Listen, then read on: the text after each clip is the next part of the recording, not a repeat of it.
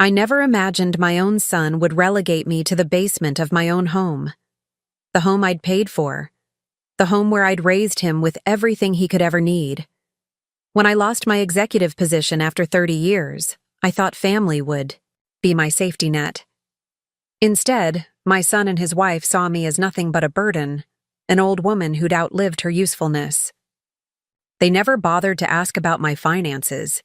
They never wondered why I seemed so calm, despite losing my income.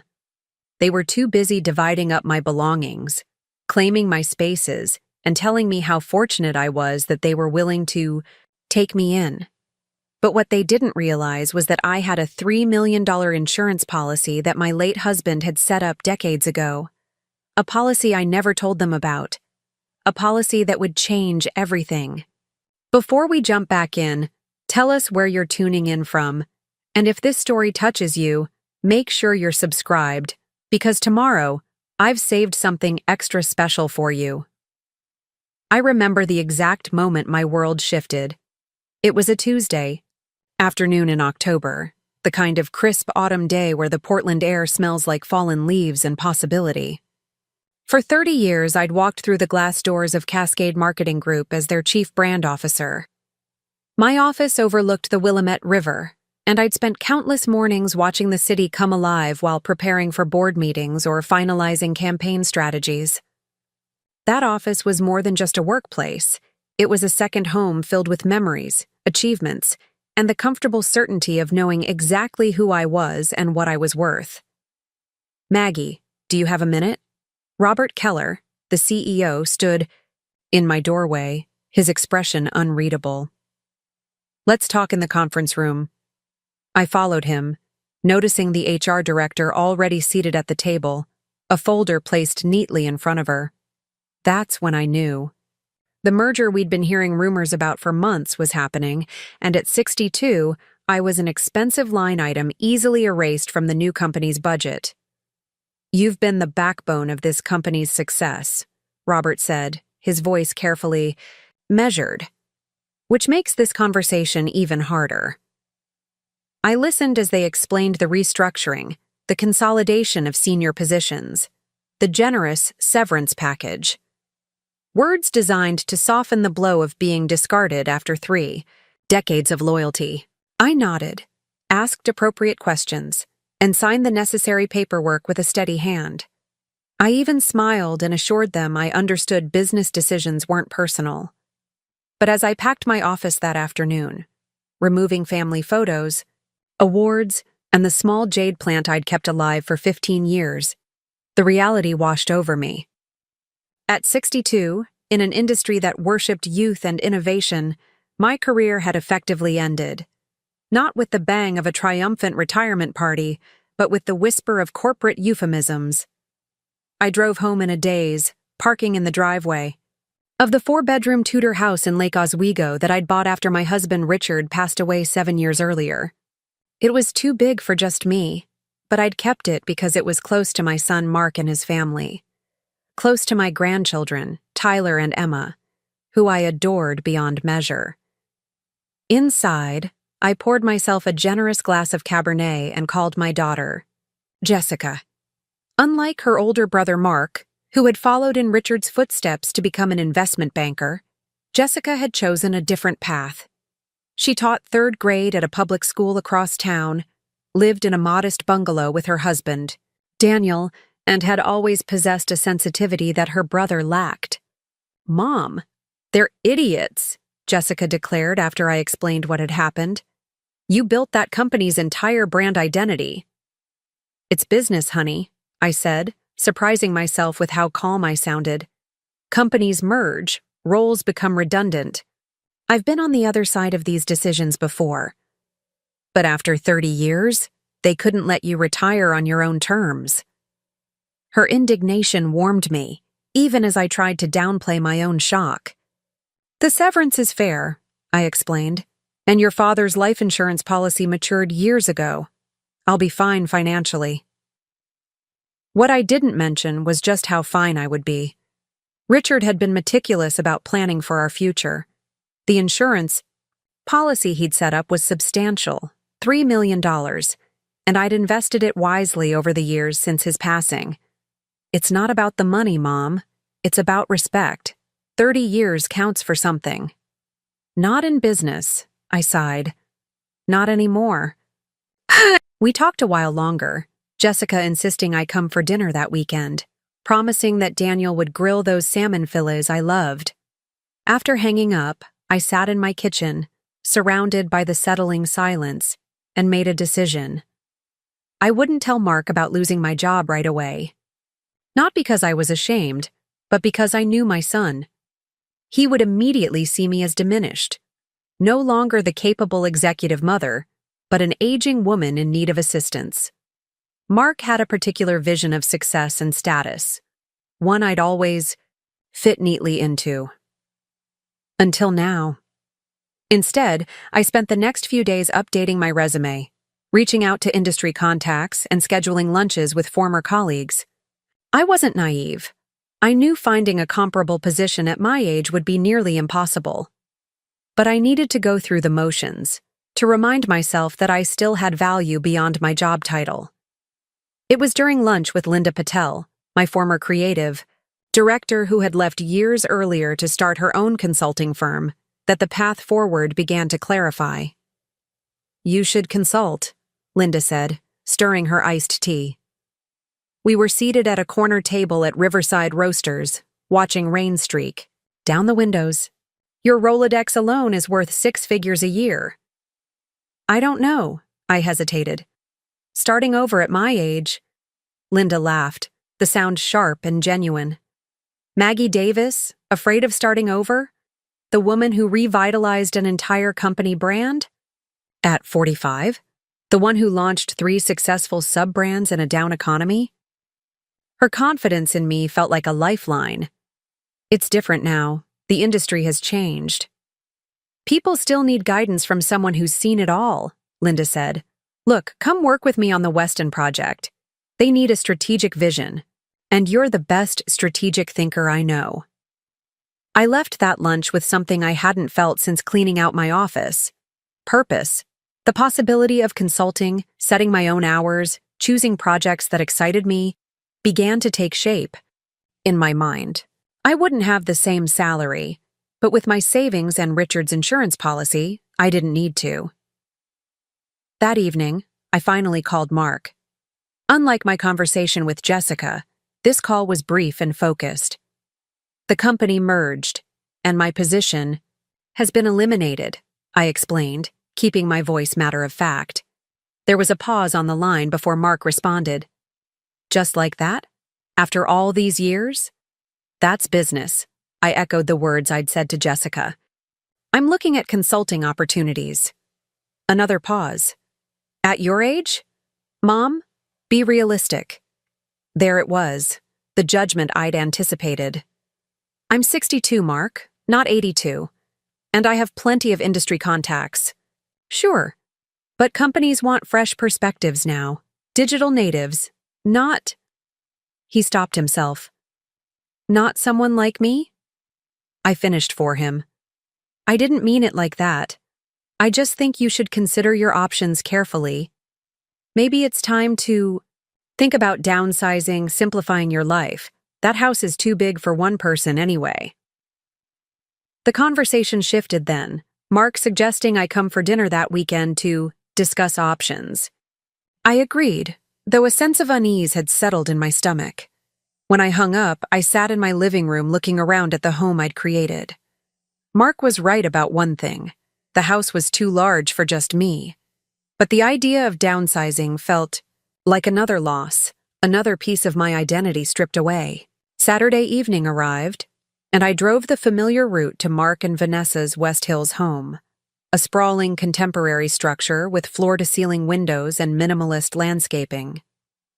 Their house always reminded me of an architectural magazine. Spread, impressive but untouchable, as though actual living might disrupt its perfect aesthetic. Preparing and narrating this story took us a lot of time, so if you are enjoying it, subscribe to our channel. It means a lot to us. Now back to the story. Mark answered the door in casual designer clothes that probably cost more than most people's formal wear. Mom, come in. Vanessa's just finishing up dinner. I kissed his cheek, noting how he stepped back slightly, always maintaining a certain distance. Inside, my grandchildren were nowhere to be seen. Where are Tyler and Emma? I asked, following him into the kitchen where Vanessa stood arranging endive leaves on a platter. They're at a sleepover, Vanessa replied without looking up. We thought it would be better to have an adult conversation without distractions. The phrasing struck me as odd. My grandchildren weren't distractions to me, but I smiled and offered the bottle of wine I'd brought.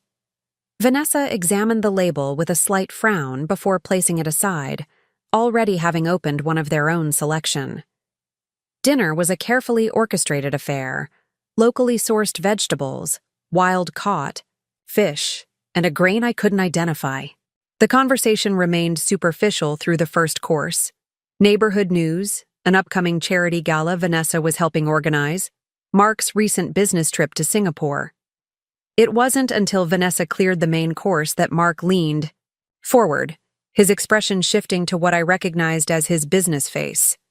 Mom, Vanessa and I have been talking, he began, about your situation. My situation? I echoed, taking a deliberate sip of water. Losing your job at your age is serious. The job market isn't kind to experienced professionals.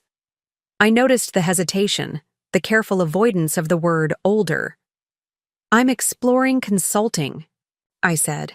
Linda Patel has already offered me a project. Mark and Vanessa exchanged glances. That's a nice gesture from your friend, Vanessa said with a thin smile, but consulting isn't stable income, and maintaining that house with property taxes in Lake Oswego. We think you should sell, Mark stated flatly. The market is strong right now. You could get a good price, downsize to something more. Appropriate. Appropriate? I repeated. Manageable, Vanessa clarified. Something easier for someone in your position to handle. The conversation was unfolding exactly as I'd anticipated, yet it still stung. They saw me as diminished, incapable. I appreciate your concern, I said carefully. But I'm not rushing into any decisions. The severance package is generous, and I have savings. Mark frowned. Savings won't last forever, Mom. And what about healthcare costs? Long-term care? Have you thought about those things? I had, of course. The insurance policy Richard had left would more than cover such expenses. But I'd kept the details of our finances private, even from our children. It wasn't that I didn't trust them, but Richard and I had always believed financial independence was important. I've planned for retirement, I assured him. Just not quite this soon. Plans change, Vanessa interjected. And that's why we wanted to talk to you? She glanced at Mark, who nodded for her to continue. We think you should move in here with us. The offer hung in the air, completely unexpected. I looked between them, searching for genuine warmth, the kind of concern that would make such an offer touching rather than alarming. That's very generous, I managed, but I value my independence. Independence is wonderful until something happens, Mark said. What if you fall? What if you get sick? Living alone at your age isn't practical. People my age live alone all over the world, Mark, I responded, unable to keep a slight edge from my voice. I'm healthy, active, and perfectly capable. For now, Vanessa said quietly, but that can change quickly. As they continued outlining their proposal, the true nature of the offer became clearer. Yes, I would move in with them, into the basement that they'd converted into a mother-in-law suite years ago, but had mostly used for storage. Yes, I would sell my house, and they had helpful suggestions about where those proceeds might go, including college funds for the grandchildren and renovations to make the basement more comfortable. We could list your house next week, Vanessa was saying, her interior designer instincts already calculating how quickly my home could be staged and sold. Our realtor friend Jana could handle everything. And we know a great estate sale service for furnishings you won't need, Mark added. They're very efficient. They were dismantling my life before I'd even agreed to anything. The presumption was breathtaking. This is a lot to process, I said finally. I need time to think. Mark's expression tightened almost imperceptibly. We're trying to help you, Mom. There's no need to be stubborn about this. It's not stubbornness to want time to consider major life changes, I replied. I appreciate the offer, but I won't be rushed into a decision. The evening concluded with strained politeness, promises to talk more soon, and a hug from Mark that felt perfunctory at best. As I drove home through the October darkness, a cold clarity settled over me. My children had responded to my job, loss in ways that revealed their true characters. Jessica with empathy and indignation on my behalf, Mark with calculation and a swift determination to take control. That night, I sat at my kitchen table with a legal pad and began making lists. Financial assets, personal belongings I couldn't part with, places I might want to live, options I hadn't considered. And somewhere around midnight, I made a decision. I would tell Mark about the insurance policy, explain that I was financially secure, and politely decline his offer to move into his basement. The next morning, I called him. I've been thinking about your offer, I began. Good, he interrupted. I've already spoken to Jana about listing your house. She can come by tomorrow to take measurements and photos. The presumption stunned me into momentary silence. Mark, I haven't agreed to anything yet, I said when I found my voice. And before we discuss this further, there's something you should know about my financial situation. Mom, whatever savings you have won't last. The average retirement can cost. I have a $3 million insurance policy, I stated flatly. Your father set it up years ago. With my investments in Severance, I'm more than comfortable financially. The silence on the line stretched so long I thought we might have been disconnected. $3 million? He finally asked, his voice unnaturally high. Why haven't you ever mentioned this? It was a fair question, though his tone suggested less confusion and more accusation. Your father and I always kept our finances private. It wasn't relevant until now. Not relevant? Mark's voice rose. Mom, we've been worried sick about your future. We've been making plans, rearranging our lives to accommodate you. I've been retired less than a week, I pointed out. And you never asked about my financial situation before suggesting I move into your basement. Another long pause. So, you're not selling the house? He finally asked. Actually, I am, I said. You're right that it's too big for one person, but I'll be purchasing a condo downtown, not moving into your basement. Downtown?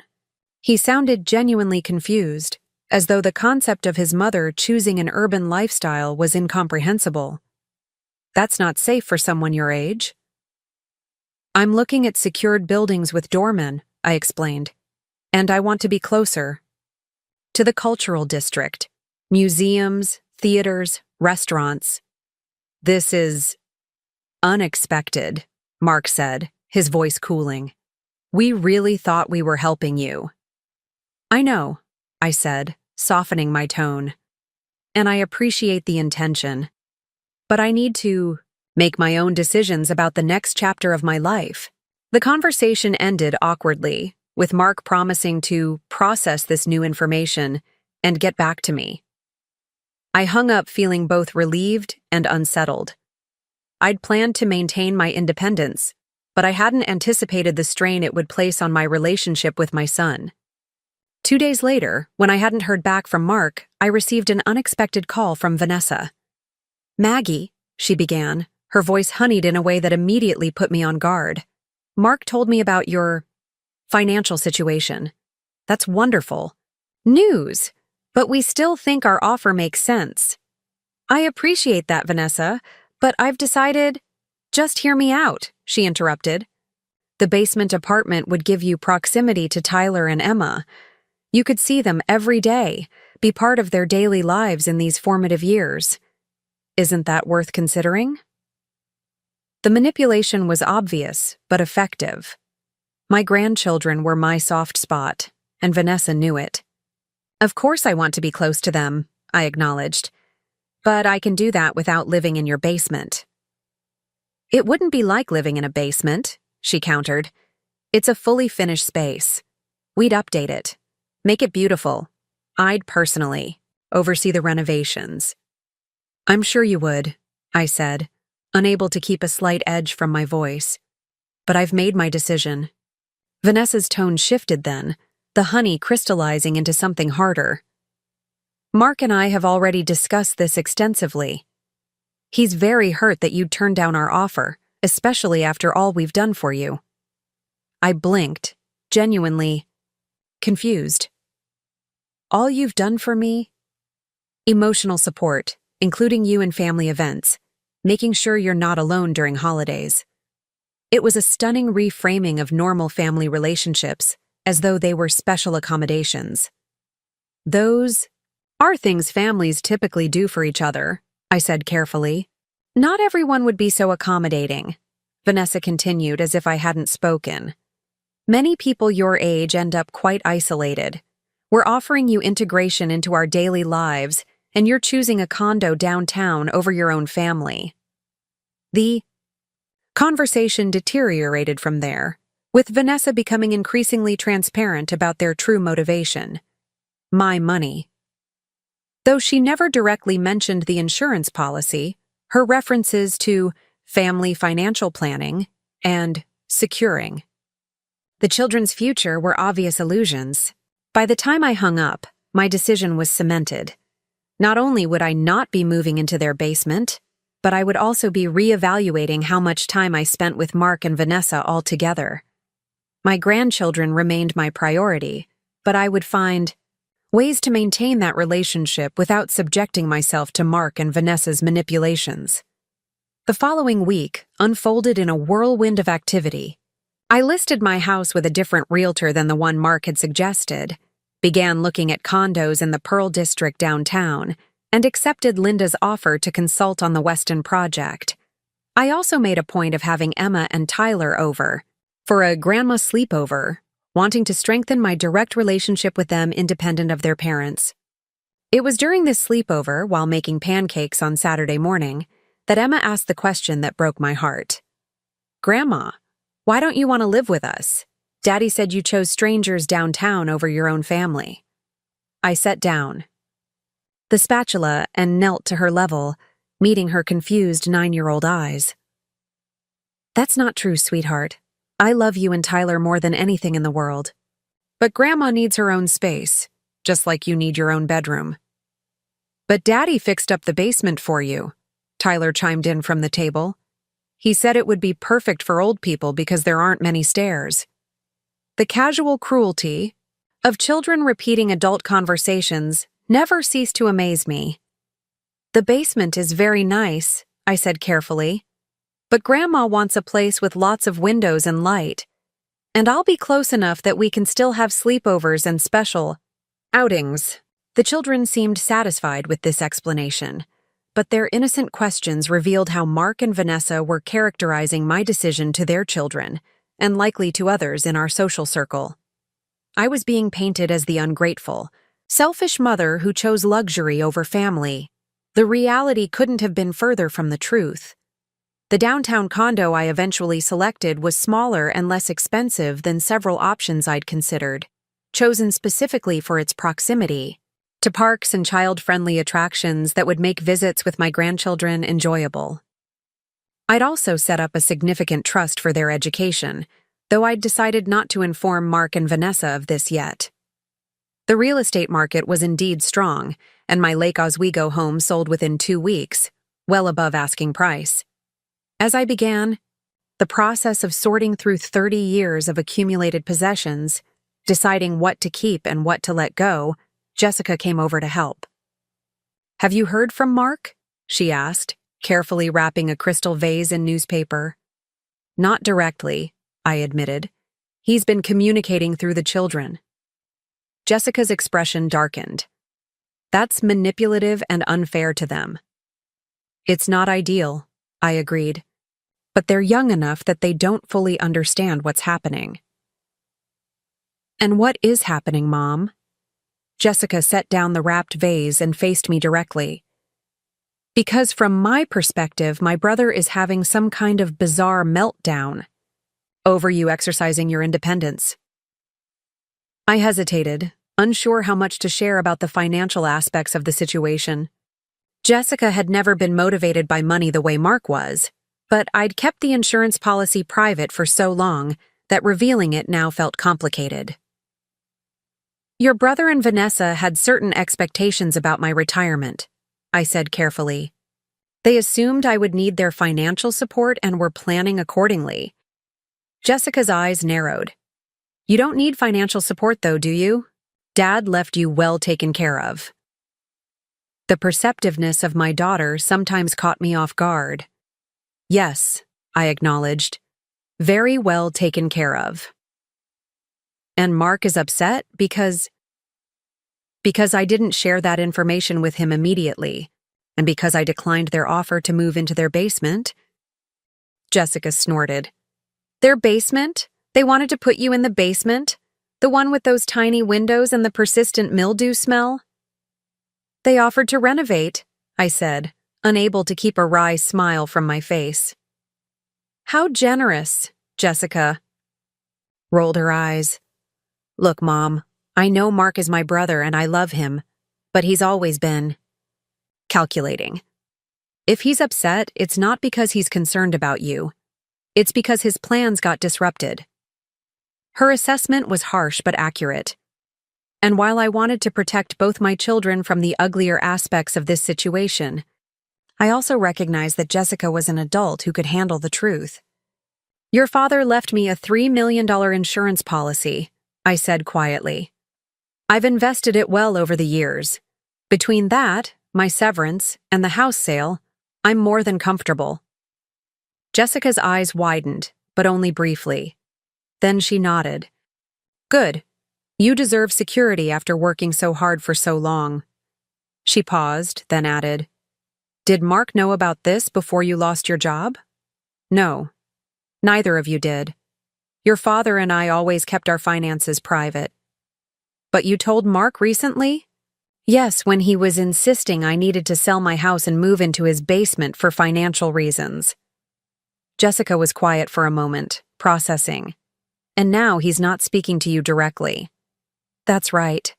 Because you're not financially dependent on him as he expected. I hesitated. I think it's more complicated than that. Is it, though? Jessica pressed. Because it sounds like he had plans for your money that you disrupted by being self-sufficient. The conversation was veering into territory that made me uncomfortable, painting Mark as purely mercenary. Despite everything, he was still my son, and I wanted to believe his motivations weren't entirely self-serving. Mark and Vanessa have always been planners, I said diplomatically. They like to control situations, anticipate outcomes. My sudden job loss and subsequent decisions didn't align with their vision. Jessica looked skeptical but didn't push further. We returned to sorting and packing, the afternoon passing in comfortable conversation about less fraught topics. Jessica's students, Daniel's recent promotion, places downtown they might like to visit once I was settled in my new condo. It was, only as she was leaving, arms full of family photo albums I'd set aside for her to digitize, that she paused at the door. Mom, promise me something? What's that? Don't let Mark make you feel guilty for living your life on your terms. You've earned this next chapter, whatever it looks like. I hugged her awkwardly around the stack of albums. I promise.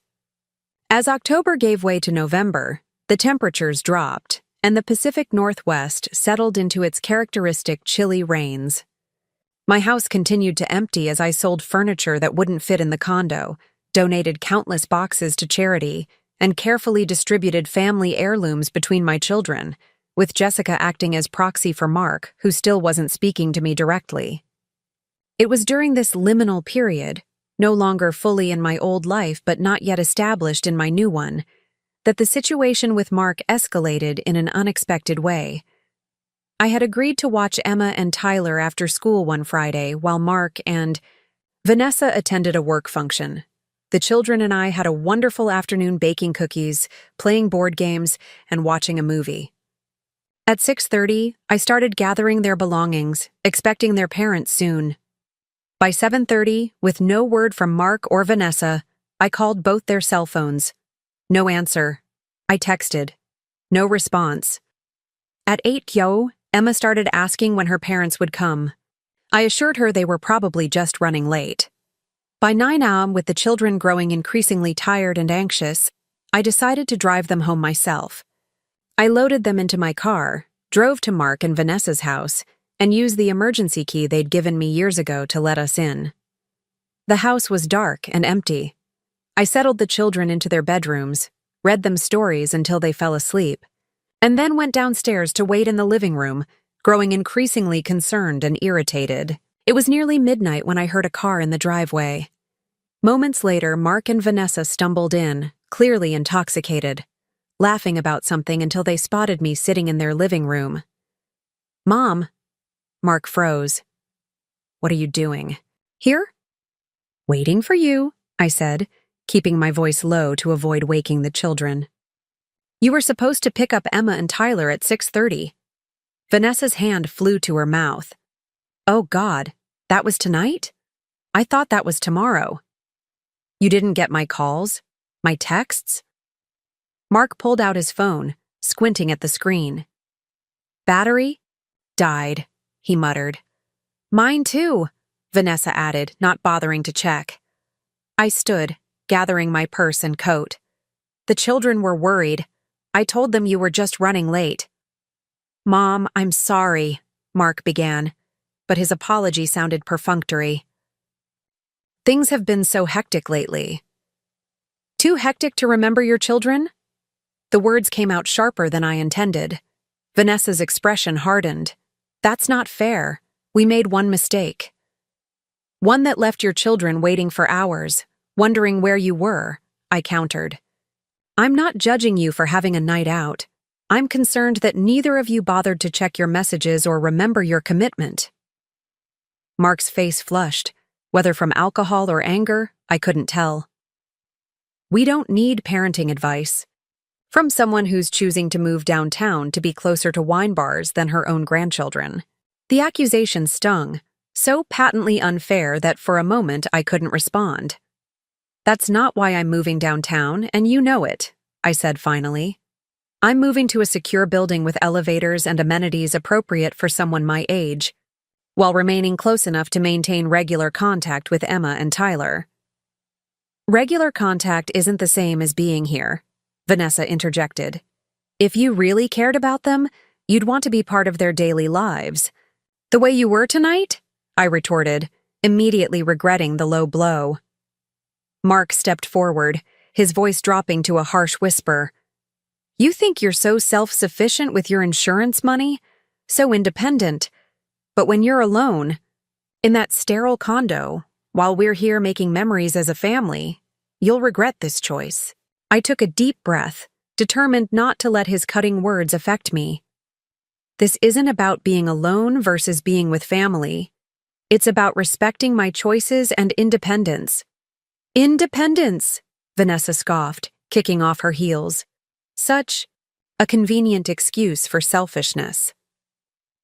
It was late, I was tired, and this conversation was rapidly deteriorating. "We'll discuss this when you're both sober," I said, moving toward the door. "The children are asleep. I'll call tomorrow to check on them." As I reached for the doorknob, Mark's voice stopped me. "This could have been so different, Mom. We could have been a real family, supporting each other. Instead, you're choosing to abandon us." The manipulation was so transparent it would have been laughable if it weren't so painful. "I'm not abandoning anyone, Mark. I'm 62 years old and making my own housing decisions. That's all. I left before he could respond, driving home through the quiet Portland streets, my mind racing. The incident confirmed what I'd suspected. Mark and Vanessa's offer had never been about caring for me in my time of need.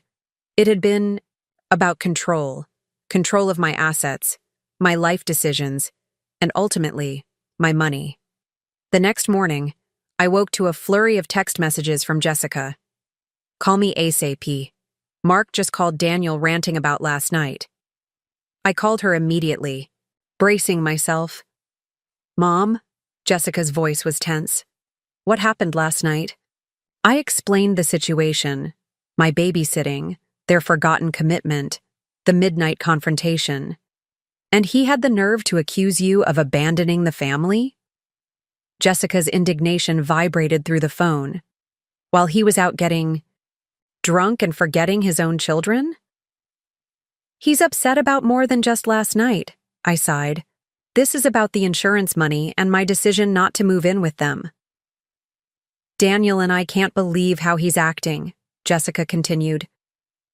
"He called at 7 this morning to tell us you'd interfered in his parenting and ambushed them when they came home." The rewriting of reality was breathtaking. "Jessica, I was there because they asked me to watch the children and then didn't show up or answer their phones." "I know, Mom. We know." Her voice softened. "Mark's always been good at spinning narratives that make him the victim." We talked a while longer, Jessica reassuring me that she and Daniel saw the situation clearly. After we hung up, I sat at my kitchen table, surrounded by half-packed boxes, and considered how quickly family dynamics could shift. In just a few weeks, I'd gone from respected matriarch to villain in Mark's story, all because I'd refused to play the role he'd assigned me. The closing date for my house sale was approaching, and I needed to finalize the purchase of my downtown condo. I spent the morning on calls with my realtor, my lawyer, and the moving company, arranging the logistics of my transition. It felt good to focus on practical matters, to make decisions about my future that had nothing to do with Mark's expectations. That afternoon, Raymond Chen, my late husband's friend and our longtime insurance agent, came by to help me review some paperwork related to the policy. Raymond had been the one to suggest the substantial life insurance plan to Richard decades ago, a decision that had provided me with security I'd never anticipated needing so soon. "Richard would be proud of how you've managed," Raymond said, seated at my dining room table. "Not just the financial aspects, but how you're handling this transition." "I'm not sure about that," I admitted. "The situation with Mark has become complicated." Raymond nodded sympathetically. "Adult children often struggle when parental roles shift. Richard and I discussed this possibility years ago." "You did?" This was news to me. He worried that Mark especially might have certain expectations about inheritance, family resources. Raymond adjusted his glasses. Richard noticed his materialistic tendencies even then. The observation stung, though it wasn't surprising. Richard had always been perceptive about our children's personalities, recognizing Jessica's empathy and Mark's ambition from an early age. "Richard believed strongly in your independence," Raymond continued. "That's why he structured the policy as he did, directly to you. No conditions, no oversight from the children." "A decision Mark is currently unhappy about," I said wryly. Raymond's expression grew serious. "Maggie, I don't mean to overstep, but I've seen many families fracture over money. If Mark is already displaying concerning behavior, you might want to consider additional protections." "What kind of protections?" "Legal documentation of your wishes, medical directives that name Jessica rather than Mark. Perhaps a trust for the grandchildren that Mark and Vanessa can't access directly." His suggestions made practical sense, but implementing them felt like an acknowledgement that my relationship with my son had fundamentally changed, that I no longer trusted him to respect my wishes or act in my best interest. "I'll think about it," I promised Raymond as he gathered his papers to leave. After he departed, I stood at my living room window, looking out at the garden Richard and I had planted together years ago. The Japanese maple he'd insisted on was ablaze with autumn color, its leaves a fierce red against the gray November sky. He had planted it knowing he wouldn't see it reach maturity, an act of faith in a future he wouldn't share. I wondered what advice he would give me now about our son, about this unexpected chapter of my life. The doorbell interrupted my thoughts. I wasn't expecting anyone, and for a moment, I hoped it might be Mark coming to apologize. Instead, I found Tyler and Emma on my doorstep, accompanied by Daniel, Jessica's husband. "Surprise visit," Daniel explained with an apologetic smile. "Jessica thought you might need some grandkid time." The children rushed past me into the house. Emma immediately heading for the tin of cookies I always kept in the pantry, Tyler making a beeline for the chess set in the living room. "Is everything okay?" I asked Daniel quietly as the children disappeared inside. "Mark dropped them off at our place this morning," he explained. "Said he and Vanessa needed recovery time from last night. Jessica thought they might as well spend the day with you since they've been asking about you all week." The orchestration of this visit, Mark dropping the children with Jessica rather than calling me directly, Jessica and Daniel facilitating time with my grandchildren, highlighted how strained the family dynamics had become. But as Emma returned, cookie in hand, her small fingers threading through mine to pull me toward the kitchen for proper tea, I pushed those concerns aside.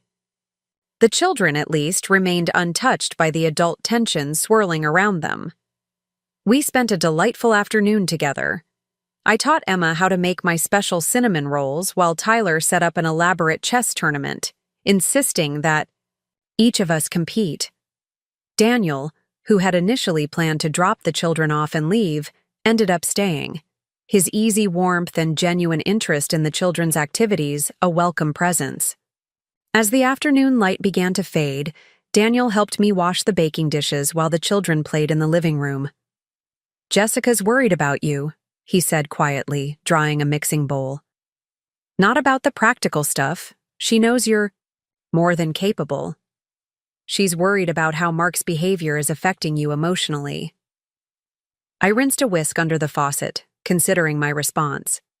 "It's been difficult," I admitted. "Mark and I have always had a more formal relationship than Jessica and I, but I never expected this level of calculation." Daniel nodded. "Mark sees the world in terms of transactions, what he can get versus what he has to give.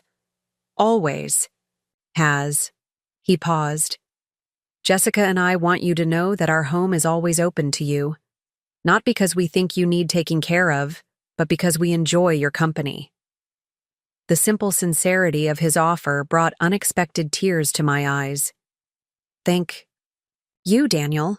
That means more than you know." The visit concluded with promises to have the children over to see my new condo once I was settled, and tight hugs that lingered a moment longer than usual.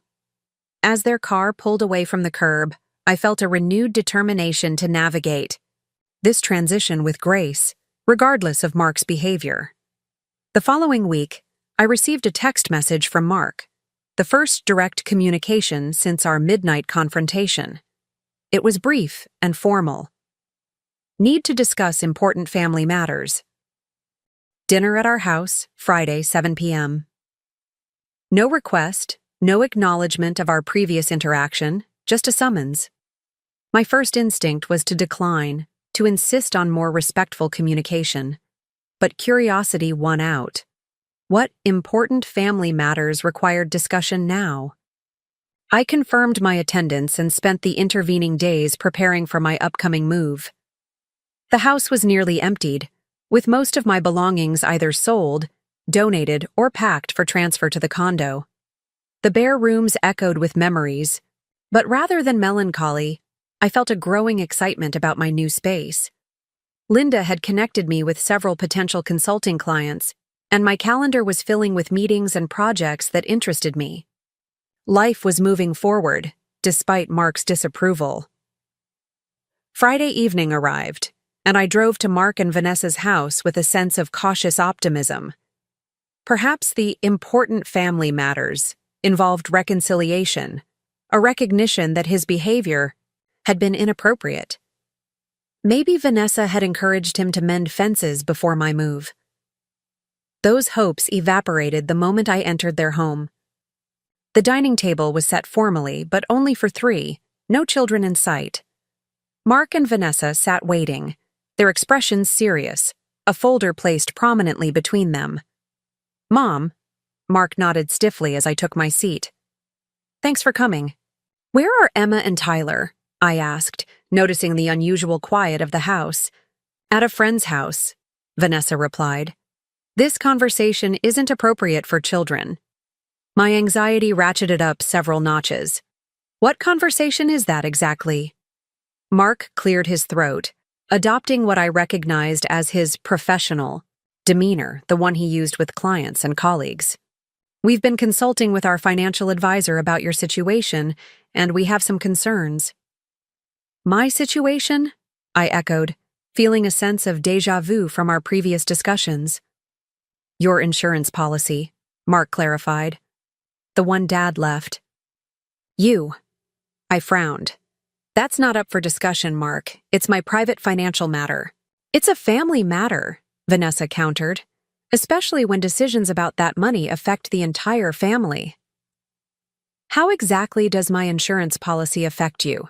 I asked, my voice deliberately calm. Mark opened the folder between them, revealing what appeared to be printouts of investment scenarios and retirement projections. "We've analyzed the numbers, and we're concerned about your long-term financial security."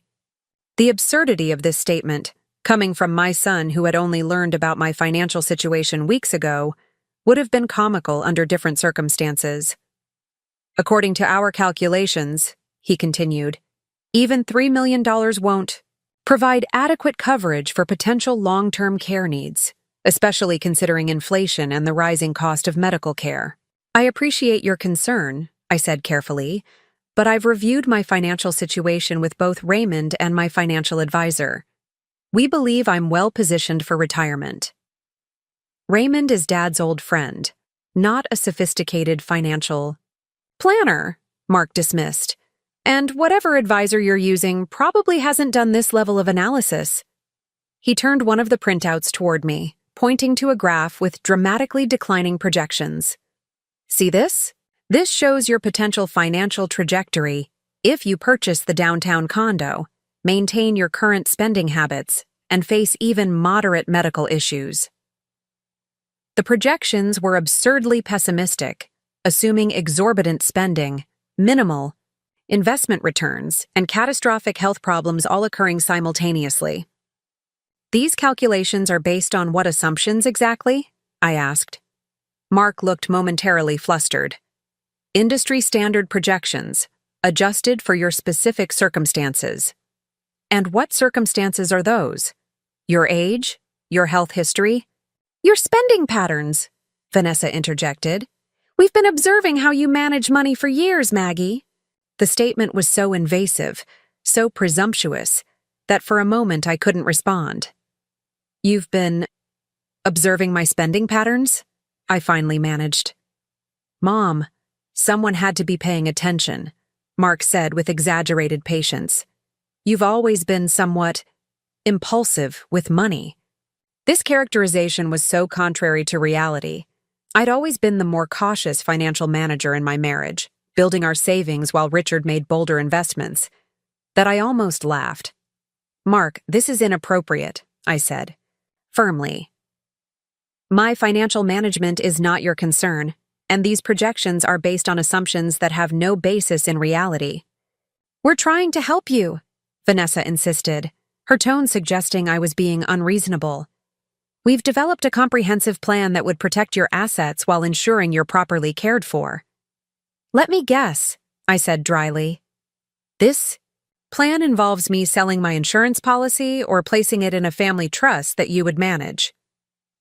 Mark's expression confirmed my suspicion. It would be the most sensible approach. Dad always trusted my financial judgment. He would want me, to look after these assets.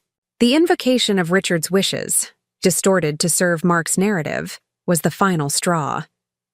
"Your father trusted me with those assets," I said, my voice steady despite my growing anger. "He left the policy directly to me, with no conditions or oversight, because he believed in my capability to manage my own affairs." "That was before you lost your job," Mark countered. "Before you started making emotionally driven decisions about selling your home and moving downtown." "Those decisions weren't emotional. They were practical, and they were mine to make." Mark's expression hardened. "This isn't just about you, Mom. That money represents Dad's legacy, the financial future of this family, college funds for Emma and Tyler, investment capital for potential family businesses." And there it was, the real motivation behind their concern.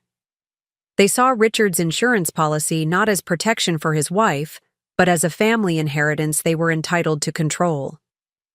"Richard left me that money to secure my future," I said, quietly. "Not as a family slush fund for your investment ideas." Vanessa's face flushed with indignation. "How selfish can you be? After everything we've offered you, a home with us, daily support, inclusion in family life, you're hoarding resources that could benefit your grandchildren." "I've already established education trusts for Emma and Tyler," I revealed, tired of the manipulation. "Set up last week with Raymond's help. They'll have funds for college and graduate school if they choose that path, regardless of what happens to me or my relationship with you." This announcement landed like a bomb at the table. Mark and Vanessa exchanged startled glances. "You? What?" Mark finally sputtered. "Without consulting us?" "They're my grandchildren, and it's my money," I replied simply. "The trusts are structured so the funds can only be used for educational expenses. Raymond and Jessica are the trustees." "Jessica?" Vanessa nearly spat the name. "Why would you make her a trustee instead of us? Their parents." I met her gaze steadily. "Because I trust Jessica to honor my wishes without attempting to redirect the funds for other purposes." The implication hung in the air between us. Mark stood abruptly, his chair scraping harshly against the hardwood floor. "This is unacceptable," he declared.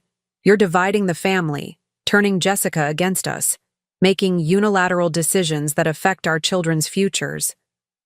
"I'm securing my grandchildren's education," I corrected. "And any division in this family began when you started seeing me as a resource to be managed, rather than your mother to be respected." "Respected?" Mark's voice rose. "You've shown zero respect for us. We offered you a home, restructured our lives to accommodate you, and you rejected it all to pursue some self-indulgent urban lifestyle."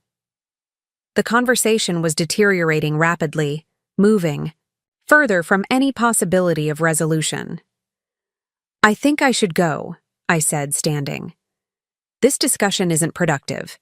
"Running away won't solve this, Mom," Mark said, his voice cold. "We're talking about the financial future of this family." "No, Mark.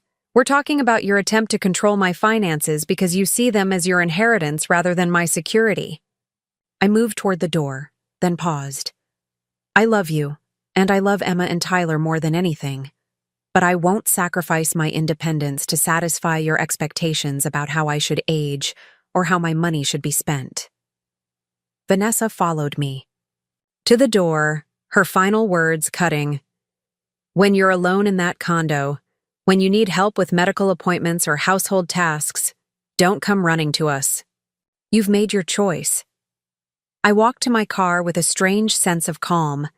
The evening had confirmed what I'd suspected. There would be no easy resolution, no return to our previous relationship as long as Mark and Vanessa viewed me through the lens of financial opportunity rather than family connection. The following morning, as I supervised the moving company loading the last of my belongings onto their truck, my phone rang. It was Jessica. "Mark called," she said without preamble. "He's furious about the education trusts." "I imagine he is," I sighed, watching the movers carefully wrapping a painting Richard had given me on our 20th anniversary. I told them last night. He says you've betrayed the family, that you're trying to turn me against him. Jessica's tone made it clear how ridiculous she found this accusation. Are you upset about the trusts? I asked. I should have discussed them with you before making you a trustee. Of course I'm not upset, Jessica assured me. I'm honored you trust me that way. I'm just worried about how ugly this is getting. Mark's saying things. Making threats. My breath caught. What kind of threats? Jessica hesitated. Legal threats, mostly. Talking about challenging your competency, questioning your financial decisions. The suggestion was so outrageous, it momentarily stunned me. Challenge my competency? Based on what? My decision to live independently with more than adequate financial resources? He won't get anywhere with that, I said, trying to reassure both Jessica and myself. I'm of sound mind, managing my own affairs successfully. No court would entertain such a challenge. I know that, Jessica said quickly, and I don't think he'll actually do anything. He's just lashing out because he's not getting his way. But Mom, she paused, maybe you should talk to a lawyer, just to protect yourself. Her suggestion echoed Raymond's advice from the previous week. As much as I hated the idea of needing legal protection from my own son, recent events suggested it might be prudent. I'll call Raymond, I promised. He can recommend someone. After we hung up, I stood in my nearly empty house, the spaces that had contained my life for years now bare and echoing. Despite the family turmoil, I felt a sense of anticipation about the next chapter. My new condo awaited, my consulting. Projects were lined up, and I'd already joined a downtown photography club that met weekly in the Pearl District. The movers finished loading the truck, and I did a final walkthrough of the house, checking closets and cabinets for anything left behind. In Emma's favorite guest room, I found a small stuffed rabbit wedged behind the radiator, a toy she'd been searching for during her last sleepover. I tucked it into my purse, planning to give it to her when I next saw her, whenever that might. As I locked the front door for the final time, a car pulled into the driveway. For a hopeful moment, I thought it might be Mark, coming to apologize or at least reach some kind of truce before I left. Instead, Linda stepped out, carrying a small potted plant. Housewarming gift, she explained, handing me the plant, jade cutting from the one I'd nurtured in my office for years. Thought you might want a familiar friend in your new place. The thoughtful gesture brought unexpected tears to my eyes. Thank you, I managed, carefully placing the small pot in my car. Linda looked at the house behind me, then back at my face. How are you really doing with all this? The move? The family situation? I considered the question seriously. It's not how I expected this chapter to unfold, I admitted, but I'm surprised by how ready I feel for something new. Linda nodded. You always were adaptable. It's what made you such a good marketing executive. You could see the potential in change when others only saw disruption. We stood in the driveway a moment longer, Linda asking practical questions about the condo, offering to help me unpack that afternoon. Her straightforward friendship was a balm after the complexity of family interactions, and I accepted her offer gratefully.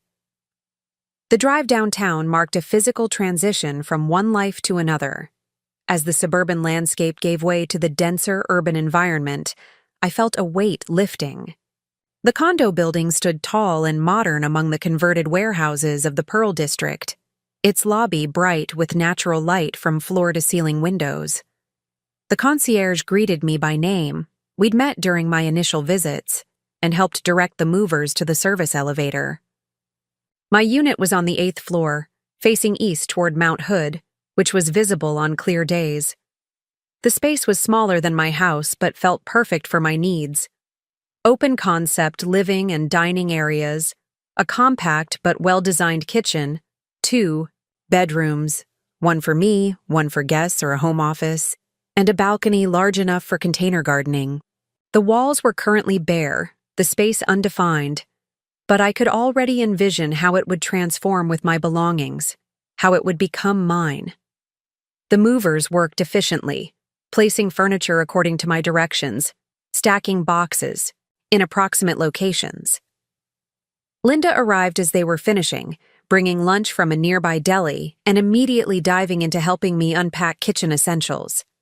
"The light in here is incredible," she observed, arranging glasses in a cabinet. "Perfect for your photography." That was one of the selling points, I agreed, unwrapping plates from their protective coverings. That and the building's amenities: gym, community room, rooftop garden. "Speaking of community," Linda said casually, "a friend of mine lives 2 floors down. Frank Murphy, retired architect. Fascinating guy, recently widowed. I told him I'd introduce you once you're settled." I shot her a suspicious look. "Are you matchmaking, Linda?" She grinned, unrepentant. "Not matchmaking.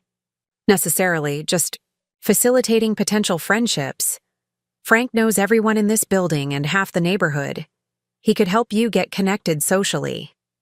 The idea of new social connections was appealing, though I wasn't sure I was ready for anything beyond friendship.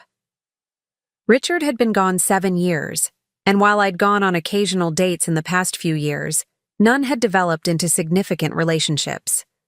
"I'd be happy to meet him," I said carefully. "As a neighbor."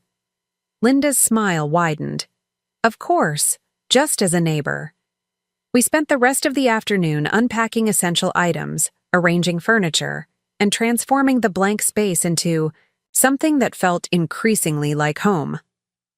By evening, when Linda left with promises to return the next day, the condo had begun to take shape around me. I'd hung a few favorite paintings, arranged family photos on shelves, and made up my bed, with familiar linens. Standing on my balcony as twilight settled over Portland, I could see lights flickering on across the city, each representing other lives, other stories unfolding in parallel to mine. The thought was comforting somehow. I was beginning a new chapter, but I wasn't alone in navigating change. My phone buzzed with a text from Jessica. "How's the new place? Send pictures." I snapped a few photos of the partially arranged rooms and sent them, adding, "Still a work in progress, but already feels like home." Her response came quickly. "It looks perfect for you. Can't wait to bring the kids to see it." Kids, my grandchildren. The most painful aspect of the rift with Mark was how it might affect my relationship with Emma and Tyler. I'd been a consistent presence in their lives since birth, and the thought of that connection becoming supervised or limited cut deep. As if sensing my thoughts, another text from Jessica arrived. "Don't worry about E&T. We'll make sure you see them regularly, whatever Mark says." Her support was reassuring, but I knew the reality might be complicated.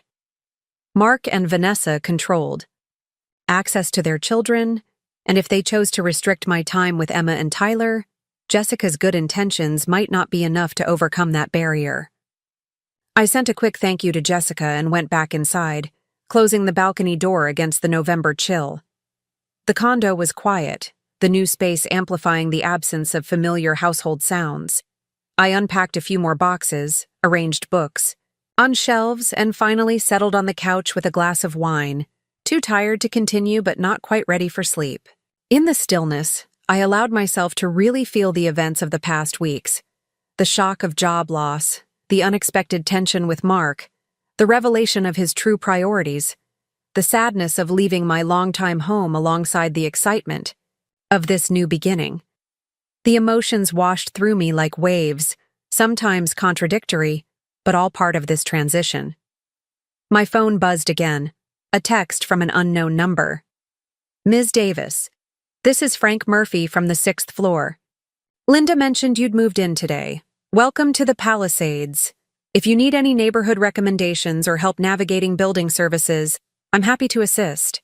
No obligation to respond. Just wanted to extend a neighborly welcome." The message brought a smile to my face. Linda worked quickly. I saved the number in my contacts and typed a brief response. "Thank you for the welcome, Frank. still finding my way through unpacked boxes, but would appreciate local recommendations once I'm settled. Perhaps coffee next week? His reply came moments later. Coffee sounds perfect. The rooftop garden is lovely in the morning if weather permits, or there's an excellent cafe just around the corner. Let me know what day works for you. I suggested Tuesday, he confirmed, and just like that, I had my first social engagement in my new neighborhood. It was a small thing, but it represented possibility, new connections, new routines, new aspects of myself to discover in this unfamiliar environment. That night, sleeping in my new bedroom for the first time, I dreamed of Richard. We were walking together through a house I didn't recognize, rooms shifting and changing as we moved through them. "You've done well," Dream Richard told me, his hand warm in mine. "This place suits you." I woke with tears on my cheeks, but a sense of peace in my heart. Whether the dream was my subconscious processing change or something more mystical, it felt like a benediction. The next morning, I woke to sunlight streaming through unfamiliar windows and took a moment to orient myself. The condo, my new home. I made coffee in my newly arranged kitchen and carried it to the balcony, watching the city wake up around me. Mount Hood was visible in the distance, its snow-capped peak glowing pink in the early light.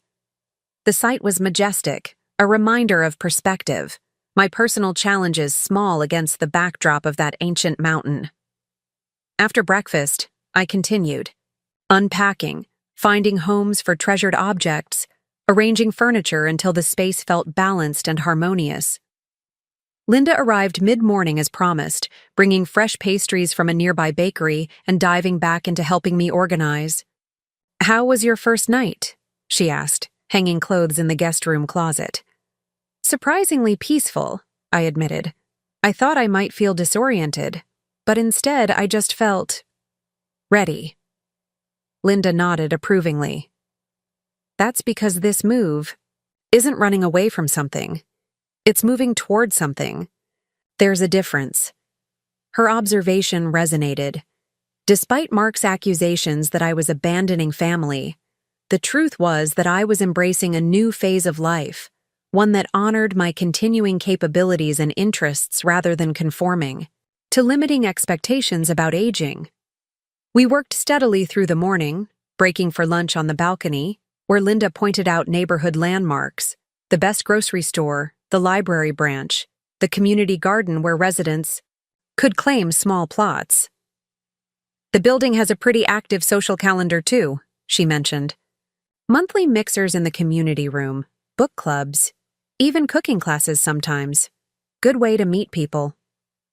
"I've never lived in a building with organized social activities," I mused. "It's like college dorm life for grown-ups." Linda laughed. "Exactly, but with better wine and no final exams."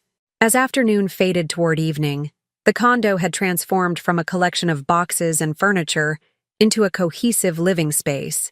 Still new, still lacking some of the lived-in comfort of my previous home, but distinctly mine.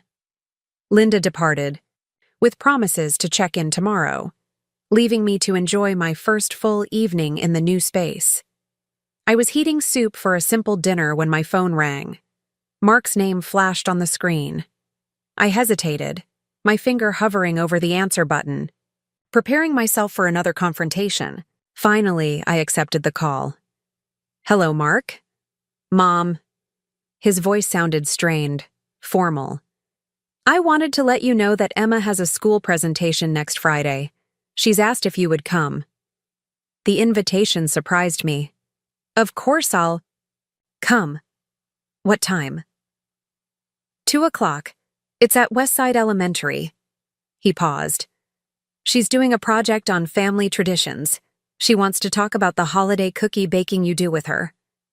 The fact that my granddaughter had chosen our shared tradition for her school presentation warmed my heart. "I'm honored. Please tell her I'll be there." Another pause. "Mom, about last night." I waited, hoping for an apology, or at least an acknowledgement that his behavior had been inappropriate. I still think you're making a mistake with the financial arrangements, he said instead. But I don't want this situation to affect the children's relationship with you. It wasn't an apology, but it was a concession of sorts. A recognition that whatever our differences, the children's well-being mattered most.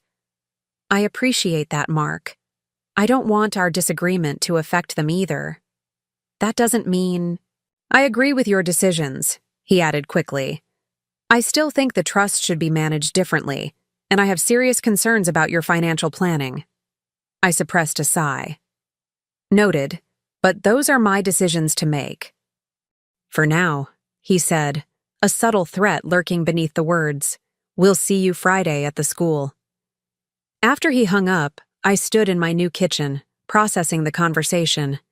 Mark was still clearly angry, still convinced he should have control over my finances, but he was unwilling to use the children as pawns in our disagreement, at least not directly. That was something. I turned back to my soup, adding herbs from the small indoor garden I'd set up on the kitchen windowsill. Outside, the city lights twinkled against the darkening sky, a constellation of other lives surrounding mine. Tomorrow I would continue settling in, arranging artwork, perhaps explore the neighborhood a bit. Next week I'd meet Frank for coffee, have lunch with Linda to discuss a potential consulting project, and attend Emma's school presentation. Life was continuing to unfold, different than I had expected, but full of possibility nonetheless. Whatever. Challenges lay ahead with Mark. Whatever adjustment this new chapter required, I was facing it on my own terms, in my own space, with the security Richard had ensured and the independence I had earned. Emma's presentation was scheduled for 2 p.m., but I arrived at Westside Elementary half an hour early. The school was a cheerful brick building with colorful murals decorating the entrance, children's artwork displayed prominently in the windows. I signed in at the front office, received a visitor's badge, and followed the administrative assistant's directions to Ms. Thornton's third-grade classroom.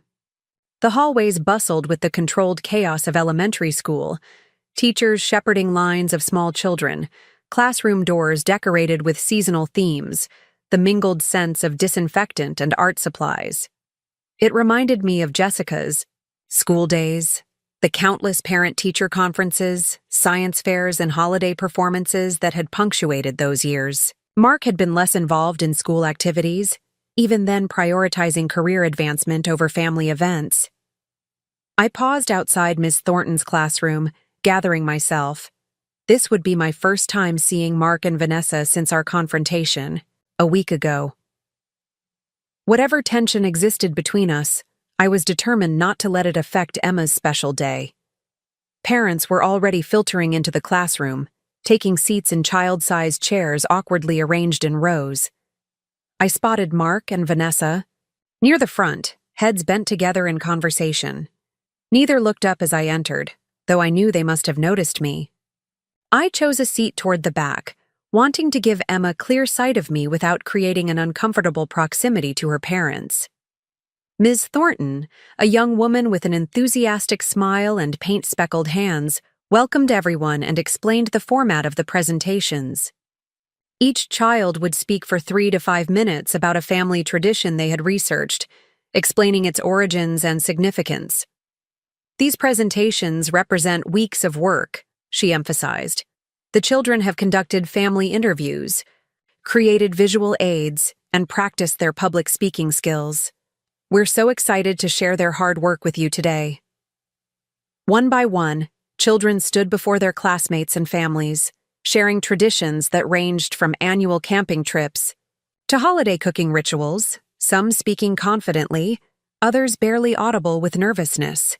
Parents beamed with pride, recording videos on their phones, offering encouraging smiles when young voices faltered. Emma was the 11th presenter. When Ms. Thornton called her name, she walked to the front of the room with deliberate steps. Her spine straight, chin held high, a posture that reminded me powerfully of Richard. She wore the special dress she'd chosen for her birthday 2 months earlier, navy blue with white polka dots, and had tied her hair back with a coordinating ribbon. "My name is Emma Wilson," she began, her voice clear and steady. My family tradition is holiday cookie baking with my grandmother. She turned to display a poster board covered with photographs. Emma and me in my kitchen, flour on our cheeks, standing amid cooling racks of cookies. Close-ups of our specialized cookie cutters. Images of completed cookies arranged on the vintage platters I'd inherited from my own grandmother. Every December, my grandma and I spend a whole weekend making special cookies from recipes that have been in our family for generations, Emma continued. Some of the recipes came from Germany with my great-great-grandmother in 1903. My eyes misted as she described our tradition in detail, how we always started with the sugar cookies because the dough needed to chill, how we had special rolling pins with patterns carved into them, how we sang Christmas carols while the cookies baked. She had absorbed every detail, recognized the significance of each element. The most important cookie is called a Lebkuchen. Emma pronounced the German word carefully.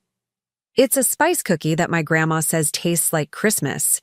The recipe is written in my great-great-grandmother's handwriting, and it's so old that some of the measurements are different from what we use today. She held up a laminated copy of the recipe card, yellowed with age, covered in faded script. I had given her the photocopy for her project, keeping the original safely preserved in my recipe box. Seeing it displayed here, recognized as the family treasure it was, filled me with unexpected emotion. My grandma says that when we bake these cookies, we're connecting with all the women in our family who came before us, Emma said, her voice taking on a solemn quality. She says recipes are like time machines that let us touch hands with people who lived long ago. I had said those exact words to her last Christmas, never imagining she had internalized them so completely. Across the room, I noticed Mark's expression shift, something unreadable passing across his face as he listened to his daughter. The best part of our tradition isn't eating the cookies, though they're delicious, Emma continued with a small smile. The best part is that we do it together, just my grandma and me. When I'm in her kitchen, I feel like I'm part of something bigger than just myself. I'm part of a chain of people who loved each other and passed down their knowledge. She concluded by distributing small samples of Lebkuchen that I had baked the previous evening and delivered to Ms. Thornton before school, a surprise I had coordinated with the teacher to support Emma's presentation. As her classmates and their parents tasted the spiced cookies, Emma found me in the audience and beamed, her face alight with pride and accomplishment. The remaining presentations passed in a blur as I sat processing Emma's words, touched by how deeply she valued our time together. When the event concluded, children reunited with their families amid a chorus of congratulations and proud exclamations. Emma ran directly to me, wrapping her arms around my waist. "Did you like it, Grandma? Did I remember everything right?" I hugged her close, breathing in the scent of her shampoo and the faint trace of school cafeteria. "You were absolutely perfect, sweetheart. I couldn't be prouder. Dad recorded it so we can watch it again at home," she said excitedly. "And Ms. Thornton said my poster was one of the best in the class." Mark and Vanessa approached, their expressions carefully neutral. Vanessa held Emma's backpack and jacket, while Mark pocketed his phone after recording the presentation. "That was well done, Emma," Mark said, his tone formal but genuine. "Very poised." "Thanks, Dad," Emma beamed, still half embracing me. "Grandma, are you coming back to our house now? Dad said you might." I glanced at Mark, surprised. This was the first I'd heard of any invitation to their home. He cleared his throat. "We thought you might want to celebrate Emma's presentation with a small family dinner, if you're available."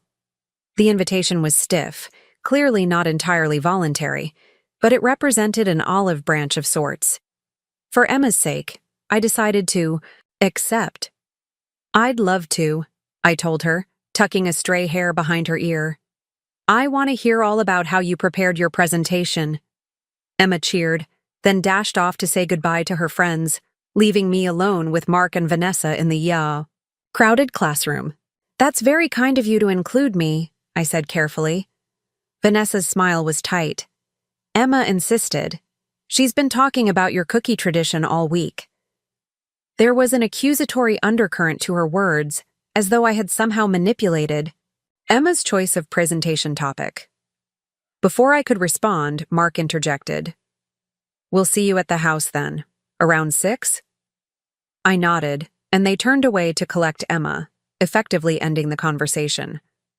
As I watched them leave, Emma chattering excitedly between them, I felt a complicated mixture of emotions: pride in my granddaughter's accomplishment, gratitude for this small opening to reconnect with Mark's family, apprehension about the evening ahead.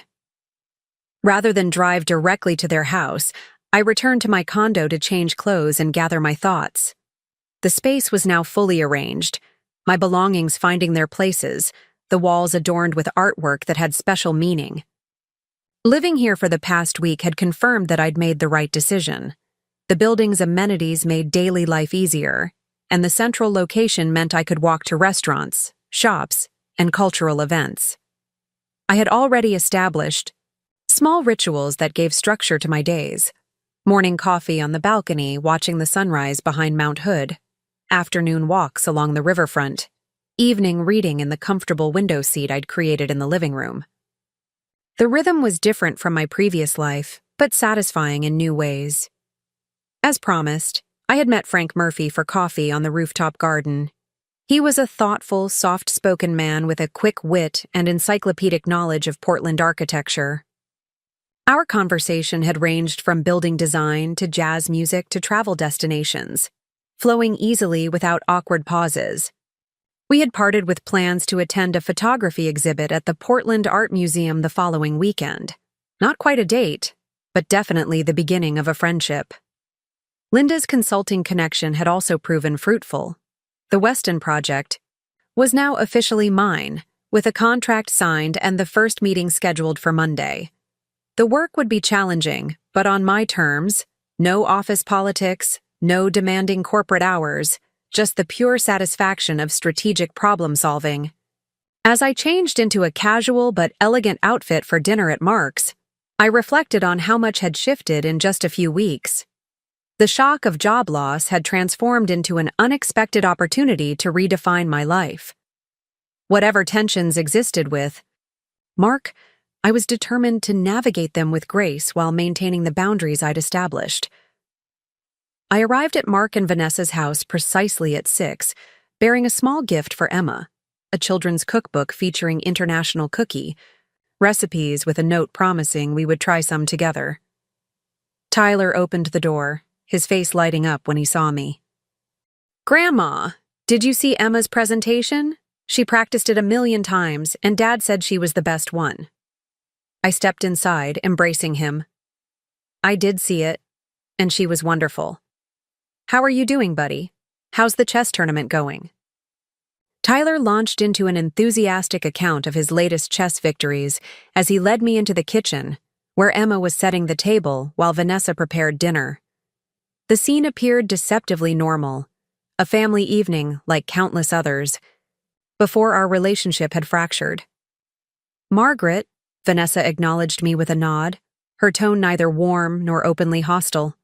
"Emma, please get the water glasses." Emma hugged me quickly before returning to her task, proudly showing me how she had folded the napkins into fancy shapes she'd learned from a YouTube video. Tyler continued his chess narrative, barely pausing for breath, while Vanessa moved efficiently around the kitchen, checking the oven, stirring something on the stove. Mark entered from his home office, tablet in hand, still reviewing work documents. He looked up, noticing me. "Mom, glad you could make it." His greeting was perfunctory, but not unkind. "Kids, wash up for dinner, please." The children scampered off to the bathroom, leaving the adults in an awkward silence. I offered to help with final dinner preparations, which Vanessa declined with a tight smile, suggesting I take a seat at the table instead. Mark poured wine without asking if I wanted any, setting a glass at my place before taking his own seat. When the children returned, dinner proceeded with surprising smoothness, the conversation dominated by Emma's excitement about her successful presentation and Tyler's upcoming science project on solar energy. Mark and Vanessa spoke directly to me only when necessary, addressing most of their comments to the children, but the atmosphere remained civil. It was during dessert, store-bought pie that Vanessa served with unnecessary commentary about her busy schedule leaving no time for homemade baking, that Mark finally addressed our situation. "Emma," he said, setting down his fork, "why don't you and Tyler go play in the game room for a while? The adults need to talk." The children knew better than to argue with that tone. They excused themselves reluctantly, Emma casting a worried glance my way as they left the dining room. When their footsteps had receded up the stairs, Mark turned to me. "Let's be clear about something," he began, his voice low but intense. "This dinner doesn't mean we've resolved our differences. We're doing this for Emma's sake." I nodded, maintaining my composure. "I understand, and I appreciate you including me in celebrating her achievement." "Emma's presentation today," Vanessa interjected, "made it obvious how attached she is to you. We're concerned about how your choices might affect her emotionally." "My choice to live independently?" I clarified. "I don't see how that would negatively impact Emma. I'm still very much present in her life. Or I want to be." Mark's expression remained guarded.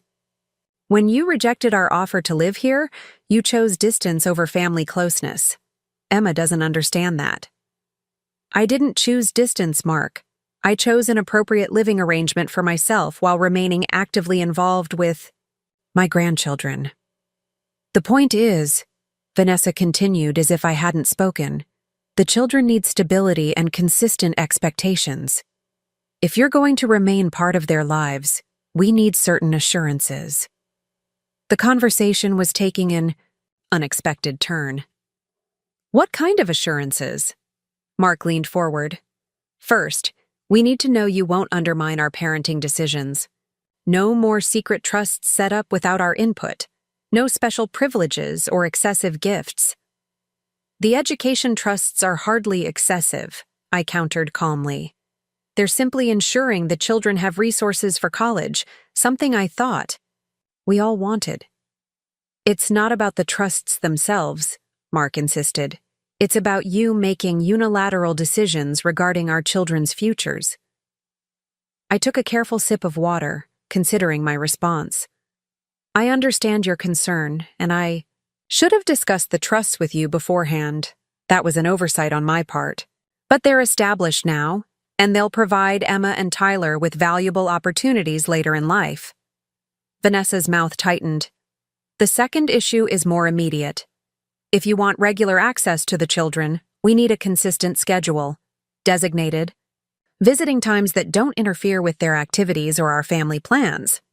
The phrasing, "access to the children, designated visiting times," sounded disturbingly like divorce proceedings, as though I were a non-custodial parent rather than their grandmother. "That seems unnecessarily formal," I said carefully. "I've always been flexible about seeing the children when it works for everyone's schedule." "Things are different now," Mark stated flatly. "You've chosen a separate life. That requires more structure." I recognized the underlying message. This was punishment for my independence, a way to exert control where they still could. But fighting would only hurt Emma and Tyler. "What kind of schedule did you have in mind?" I asked, maintaining a neutral tone. Mark outlined their proposal. I could see the children one weekend afternoon each month, plus attendance at significant school events and holiday gatherings.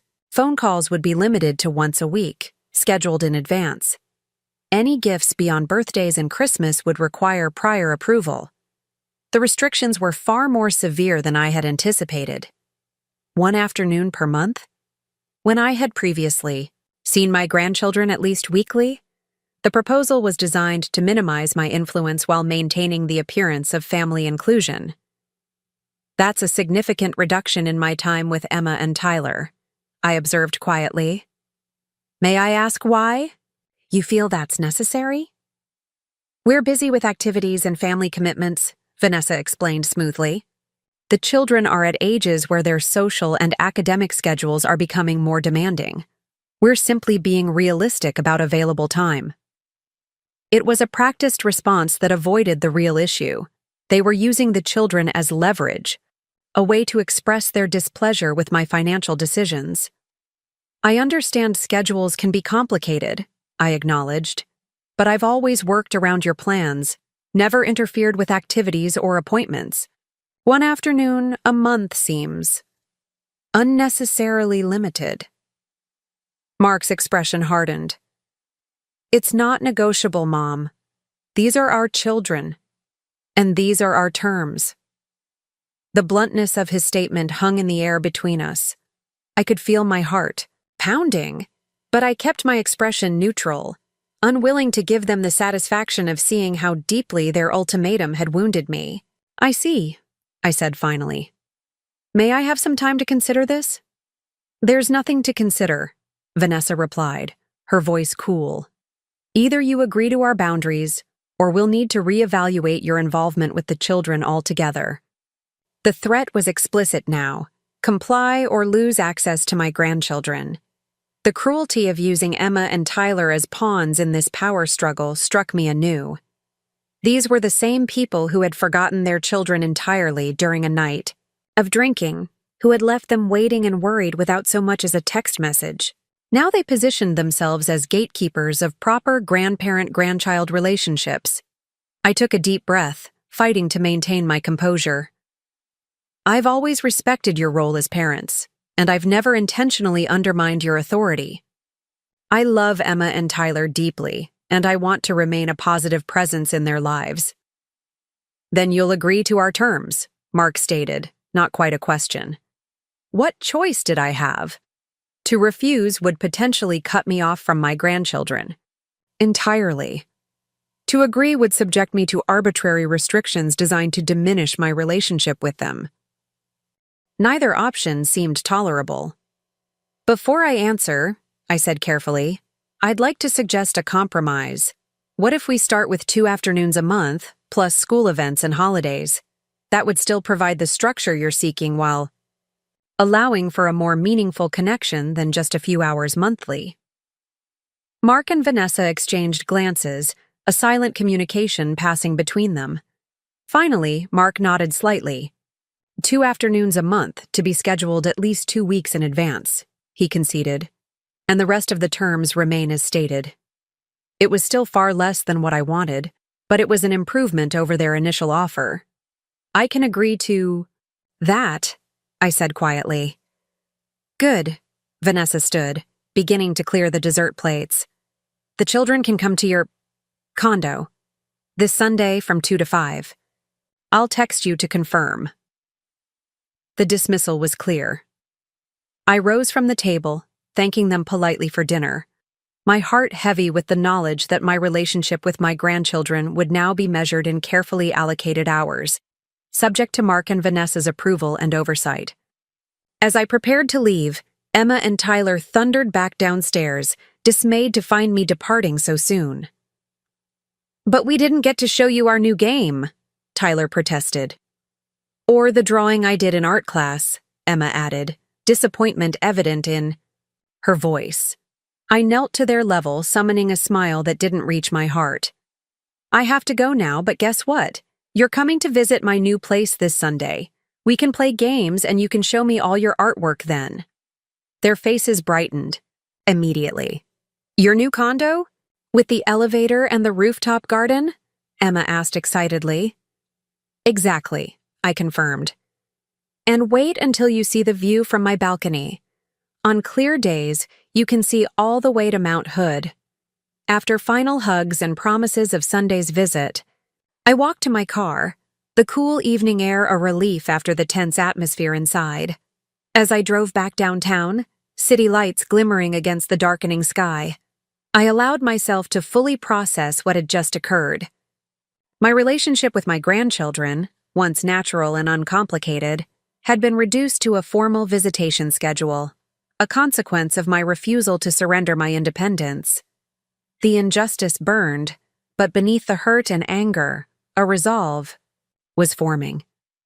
If I had only limited time with Emma and Tyler, I would ensure that every moment counted.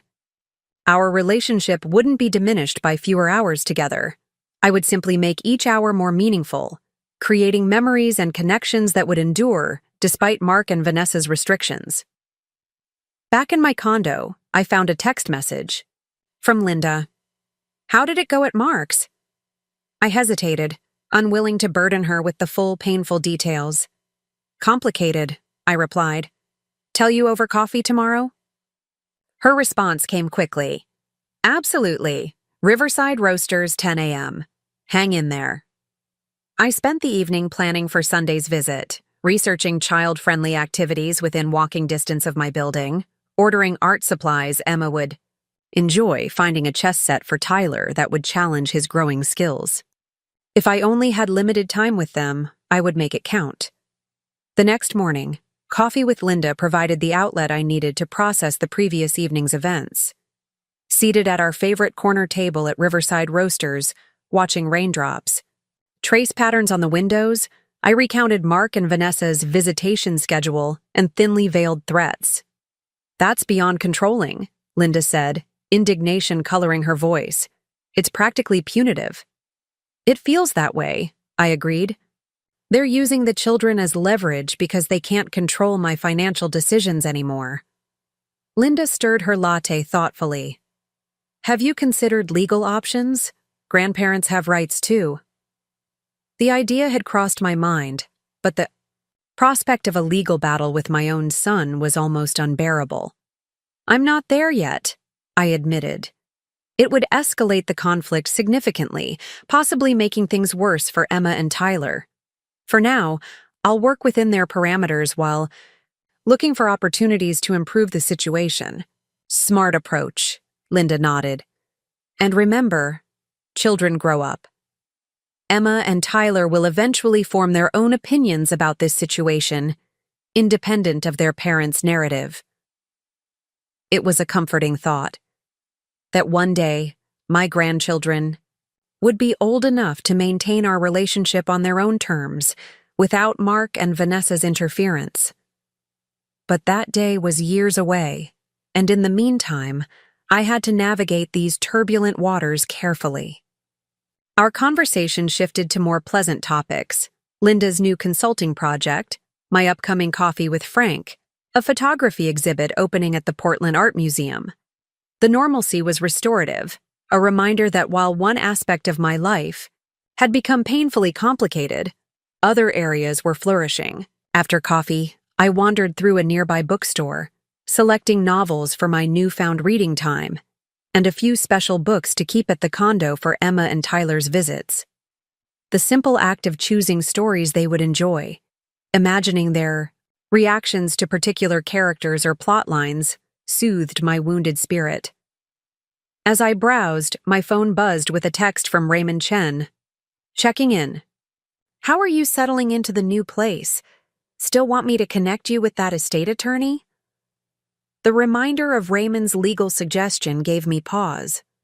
While I wasn't ready to pursue grandparent visitation rights, perhaps some protective, legal measures would be prudent, given Mark's previous threats about challenging my competency. "Settled in well," I replied. "And yes, attorney connection would be helpful. Precautionary measures only at this point." Raymond's response was immediate. "We'll send contact info today. Smart to be prepared." I completed my shopping and headed back to the condo, the bag of books a pleasant weight against my side. The afternoon stretched before me, empty of obligations but full of possibility. I decided to explore my new neighborhood more thoroughly, walking blocks I hadn't yet discovered, noting restaurants to try, shops to visit, parks where I might bring Emma and Tyler during their limited time with me. The Pearl District hummed with energy, young professionals hurrying between meetings, artists displaying work in small galleries, couples lingering over late lunches at sidewalk cafes. I stopped at a community bulletin board outside a local coffee shop, scanning notices for neighborhood events and groups. A flyer for a downtown literacy program caught my eye. Volunteers needed to read with elementary school children at the public library, one afternoon a week. I snapped a photo of the contact information with my phone. This might be a perfect way to channel my grandmotherly instincts during the long stretches between visits with Emma and Tyler, while making a meaningful contribution to my new community. As I continued walking, my phone rang, Jessica calling for our daily check-in. "How was dinner at Mark's?" she asked after greeting me. "He's been suspiciously quiet about it." I gave her the abbreviated version, mentioning the restricted visitation schedule but downplaying the confrontational aspects. Jessica was protective enough without me adding fuel to the sibling tension. 2 afternoons a month? She sounded incredulous. "That's ridiculous, Mom. You've been more present in those kids' lives than Mark has half the time." "I know," I sighed. "But fighting about it won't help anyone, least of all Emma and Tyler. I'm choosing my battles carefully." "You're being way more mature about this than I would be," Jessica admitted. "But that's why you're the mom and I'm still figuring things out." Her comment made me smile. At 35, Jessica still saw herself as learning life's lessons, while Mark, at 38, believed he had all the answers. The contrast between my children had never been more stark. "How are things with you and Daniel?" I asked, deliberately changing the subject. Jessica's voice brightened immediately. "Actually, we've been talking about something we wanted to run by you." As she explained their tentative plans to try for a baby in the coming year, my heart lightened. The possibility of another grandchild, one whose parents would welcome my involvement without restriction, felt like a balm to my wounded spirit. "That's wonderful news," I told her sincerely. "You and Daniel will be amazing parents." "We're not making any announcements yet," Jessica cautioned. "Just starting to prepare, financially and otherwise. But I wanted you to know we're thinking about it." We chatted a while longer about her teaching job, Daniel's recent promotion, their plans to renovate their kitchen before any baby arrived. The conversation was easy, loving, a sharp contrast to every interaction with Mark. By the time we hung up, I had walked nearly 3 miles through my new neighborhood, discovering hidden courtyards, interesting architectural details, and a small farmer's market setting up for the weekend. The city felt increasingly like home, each exploration adding another layer of familiarity and comfort. Back at my condo, I found an email from Raymond containing contact information for Elizabeth Huang, an estate attorney specializing in elder law. "No reflection on your age," Raymond had written, "but Elizabeth's expertise includes preventing exploitation and protecting autonomy, issues that might be relevant given Mark's attitudes." I saved the information, not quite ready to make the call but appreciating the resource. For now, I would focus on preparing for Sunday's visit with the children and Monday's first meeting with the Weston Project team. Sunday arrived with unexpected sunshine breaking through Portland's typical November clouds. I had spent the previous day preparing for Emma and Tyler's visit, stocking their favorite snacks, setting up an art corner for Emma, ensuring the chess set was prominently displayed for Tyler. I'd even arranged small welcome baskets for each of them, filled with books, games, and small treasures I thought they'd enjoy. At precisely 2 o'clock, the concierge called to announce their arrival. Moments later, the elevator doors opened, and Emma and Tyler burst into the hallway, followed by Vanessa, whose tight expression suggested she'd rather be anywhere else. "Grandma!" Emma rushed toward me, wrapping her arms around my waist. "Your building has a doorman just like in the movies." Tyler was more interested in the elevator. "It has a glass wall so you can see everything as you go up. Can we ride it again before we leave?" I hugged them both, drinking in their excited energy, their familiar scents, the feeling of their small bodies against mine. "Of course we can ride the elevator again, and wait until you see the view from the balcony." Vanessa stood awkwardly at the threshold, making no move to enter. "I'll be back at 5, she said briskly. "Their emergency contacts and allergy information are in this folder." She handed me a manila envelope as though passing classified documents. "Thank you," I said, accepting the folder with more grace than I felt. "We'll have a wonderful afternoon." She bent to give the children perfunctory kisses on their foreheads. "Behave for Grandma. Remember, we have dinner plans tonight, so no excessive sugar."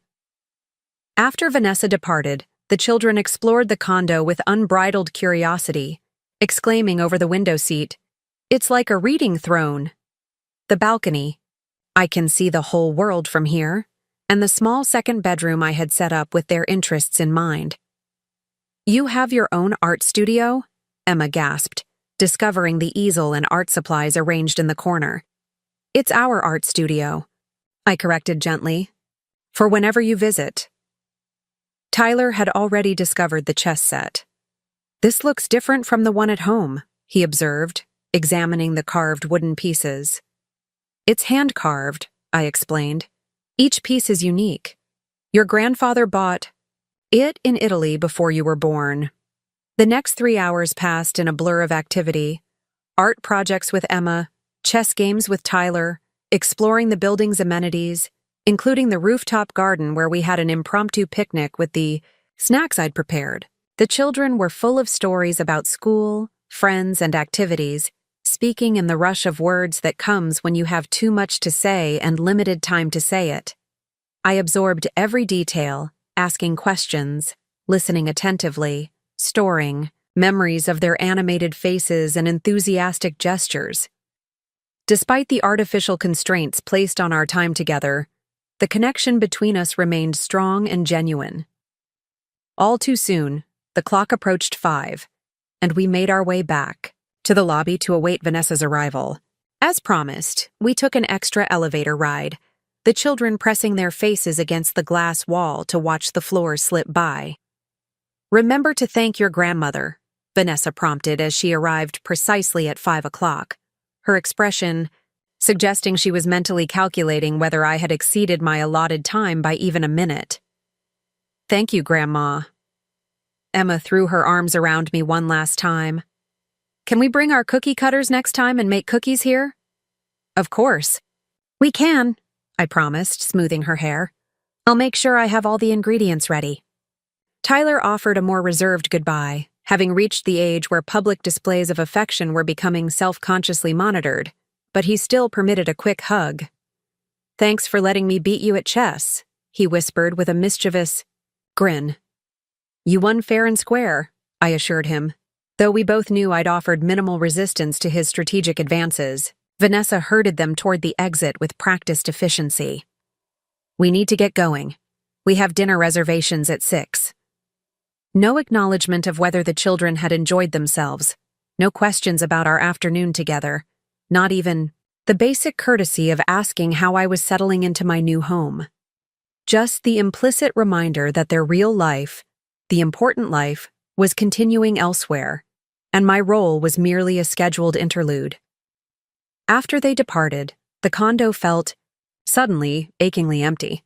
The evidence of the children's presence remained: Emma's watercolor painting drying on the counter, the chess pieces still arranged mid-game, crumbs from our rooftop picnic scattered across the dining table.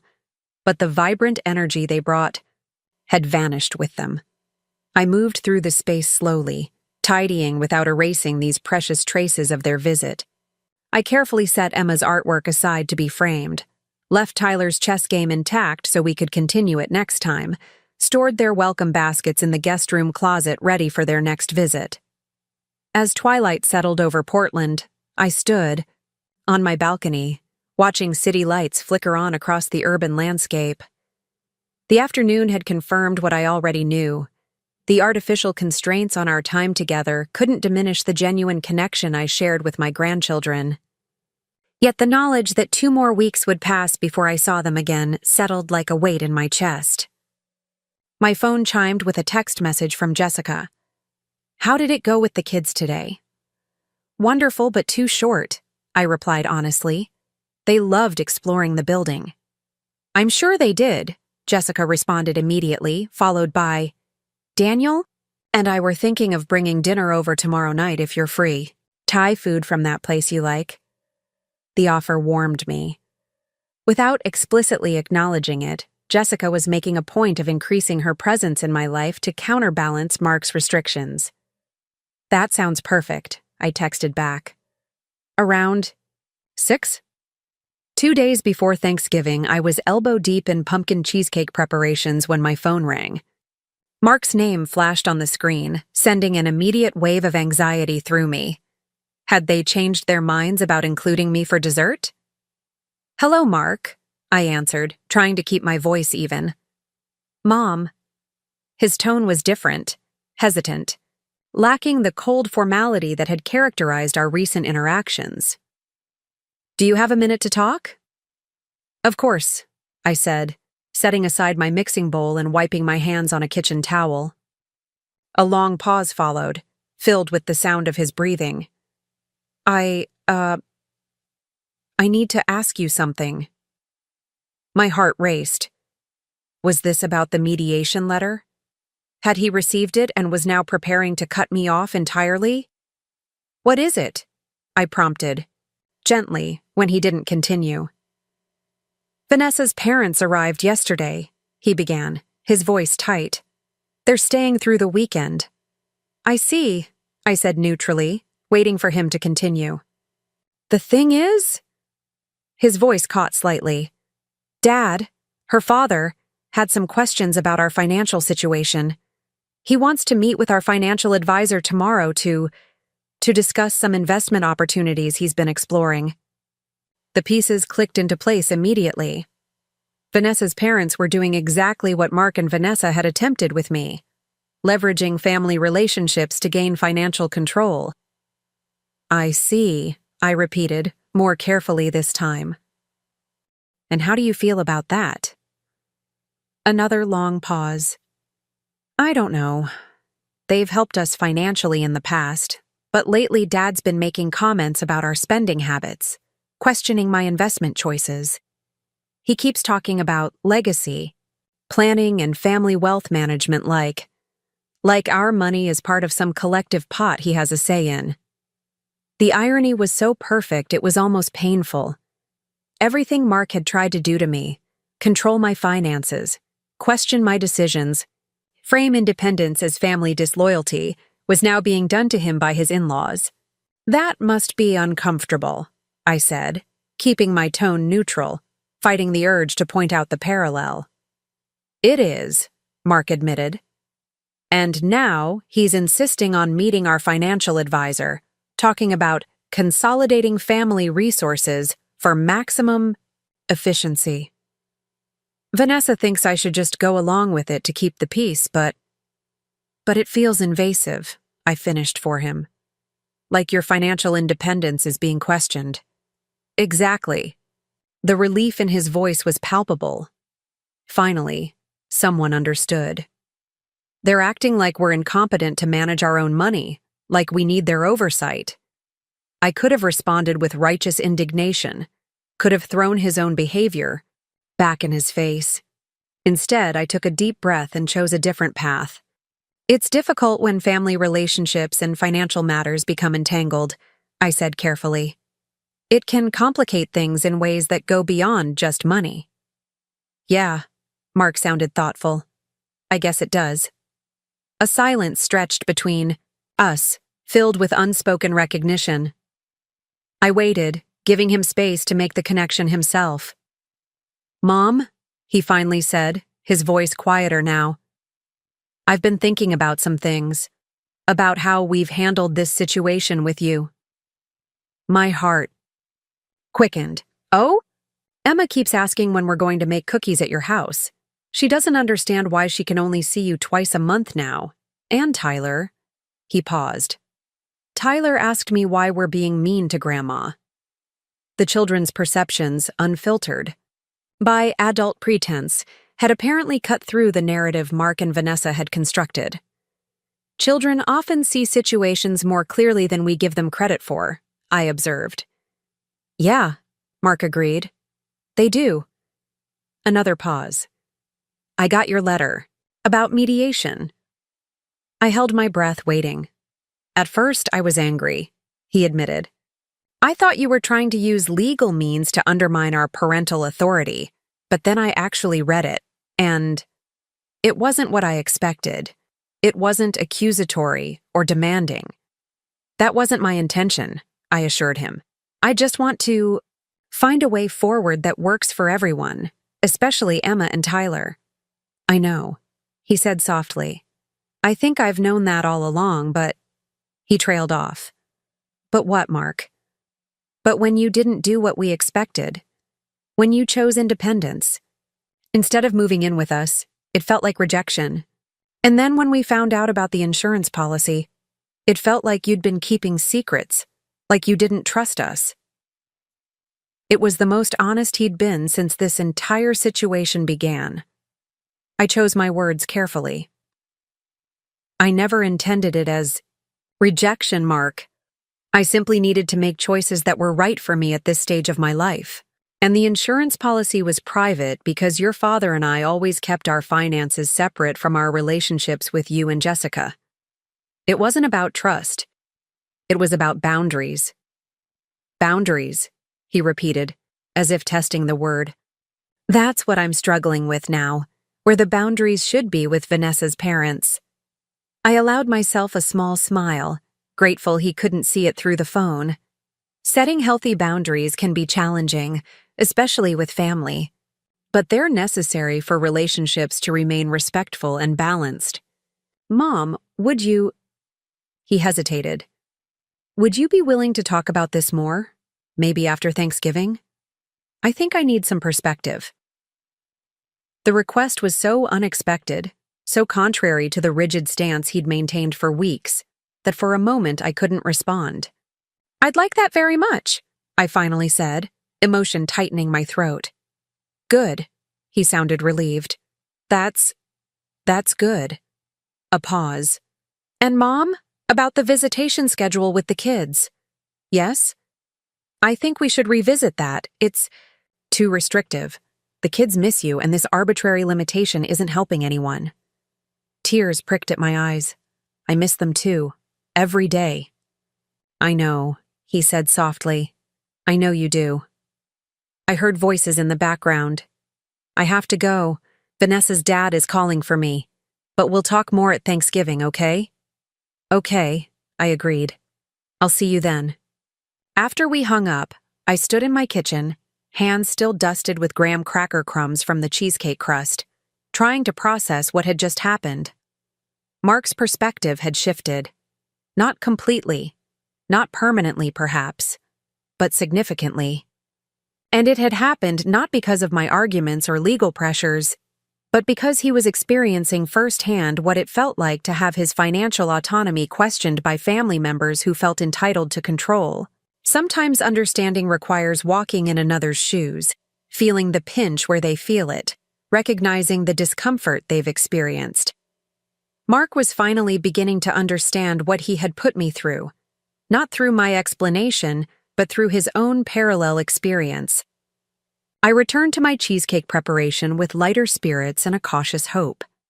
The path forward wasn't clear yet, but a door had opened that had seemed firmly closed just hours before.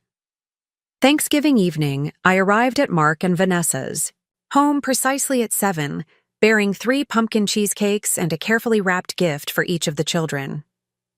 Vanessa's mother, a rail-thin woman with perfectly coiffed silver hair and shrewd eyes, answered the door with the practiced smile of someone accustomed to maintaining social appearances. "You must be Margaret," she said, assessing me with a quick up-and-down glance. "I'm Eleanor Henderson. We've heard so much about you." Her tone made me wonder exactly what they'd heard, but I matched her social smile with one of my own. "Lovely to meet you. Thank you for including me this evening." The living room was arranged for post-dinner coffee and dessert, with Vanessa fussing over place settings while her father, a distinguished-looking man with the same calculating eyes as his daughter, held court from the armchair, lecturing Mark about some financial matter. The children, still in their Thanksgiving finery but showing signs of a long day's confinement, brightened immediately when they spotted me. "Grandma!" Emma rushed over, throwing her arms around my waist. "You brought the cheesecakes. Did you think I'd forget?" I hugged her tightly, savoring the moment. Tyler approached more sedately but with equal enthusiasm. Dad said you might teach me that chess move you mentioned last time. Absolutely, I promised. Next time you visit. Mark extricated himself from his father-in-law's monologue to greet me, his expression cautiously warm. Happy Thanksgiving, Mom. Thanks for coming. The subtle emphasis on thanks communicated that he recognized the situation's awkwardness and appreciated my graciousness in accepting the limited invitation. Vanessa's welcome was more perfunctory, her attention clearly divided between hosting duties and monitoring her parents' reaction to my presence. The cheesecakes can go on the sideboard, she directed, barely making eye contact. Dinner had evidently been a formal affair. The dining room still visible through the archway showed a table set with Vanessa's best china, crystal glasses at each place setting, elaborate floral arrangements creating an impressive tablescape. My exclusion from that portion of the celebration stung afresh, but I pushed the feeling aside, focusing instead on the children's excitement about dessert and Mark's subtle signals that our earlier conversation had genuinely shifted something in his perspective. As Vanessa served coffee and I began cutting the cheesecakes, her father, Gordon, addressed me directly for the first time. So, Margaret, Mark tells me you recently sold your home in Lake Oswego. Downsizing for retirement? The question seemed innocent enough, but there was an undertone I recognized immediately, the same probing for financial vulnerabilities that Mark had attempted with me. A change of lifestyle more than downsizing, I replied pleasantly. I wanted a place in the heart of the city, close to cultural amenities and with less maintenance. Sensible approach, Gordon nodded approvingly. Though real estate is generally a better long-term investment than renting. You keep the property in the family, pass it down to the next generation. I purchased rather than rented, I clarified, accepting a coffee cup from Vanessa. A condominium in the Pearl District. Eleanor entered the conversation smoothly. The Pearl is trendy but expensive. Were you comfortable making such a significant investment at your stage of life? The implication was clear. At my age, shouldn't I be conserving resources rather than spending on an urban lifestyle? How familiar this line of questioning felt. The investment aligned well with my financial planning, I said simply. My late husband was very thorough in ensuring my long-term security. Gordon's eyebrows lifted slightly. Always good to have solid planning in place, though in my experience, family-centered financial management offers the greatest stability. Pooling resources, coordinating investments across generations. I caught Mark's eye across the room, saw the flicker of recognition in his expression. This was exactly the conversation he'd described on the phone. His father-in-law probing for openings to insert himself into their financial decision-making. Different approaches work for different families, I offered neutrally. Richard and I always believed in maintaining clear financial boundaries, even within family. Gordon made a dismissive gesture. Boundaries are all well and good, but family resources should be managed holistically. It's about legacy planning, maximizing intergenerational wealth transfer. Dad, Mark interrupted with unusual assertiveness. I don't think Thanksgiving dessert is the right time for financial discussions. Gordon looked momentarily surprised at the interruption, but recovered quickly. Of course, just making conversation. The exchange set the tone for the remainder of the evening, polite surface interactions underlaid with complex dynamics and unspoken tensions. Vanessa's parents clearly viewed family relationships through a lens of financial control and obligation, an approach they had instilled in their daughter and expected Mark to accept without question. I focused my attention on Emma and Tyler, listening to their animated descriptions of school projects and activities, asking questions that drew them out further. Vanessa hovered anxiously, as though concerned I might say something inappropriate, while her parents observed with the detached interest of anthropologists studying an unfamiliar social ritual. As 9 o'clock approached, I began making preparations to leave, thanking my hosts and hugging the children goodbye. Mark walked me to the door, stepping outside briefly as I retrieved my coat. "Thank you for coming," he said quietly. "It meant a lot to the kids." "I wouldn't have missed it," I assured him. "They're the highlight of any holiday for me." He glanced back toward the house, ensuring we weren't overheard. "I see what you mean now, about boundaries and financial pressure and all of it. Being on the receiving end feels very different than I expected." It was as close to an apology as I was likely to get, but it represented a significant shift in perspective. "It usually does," I acknowledged. "Financial relationships within families are complicated.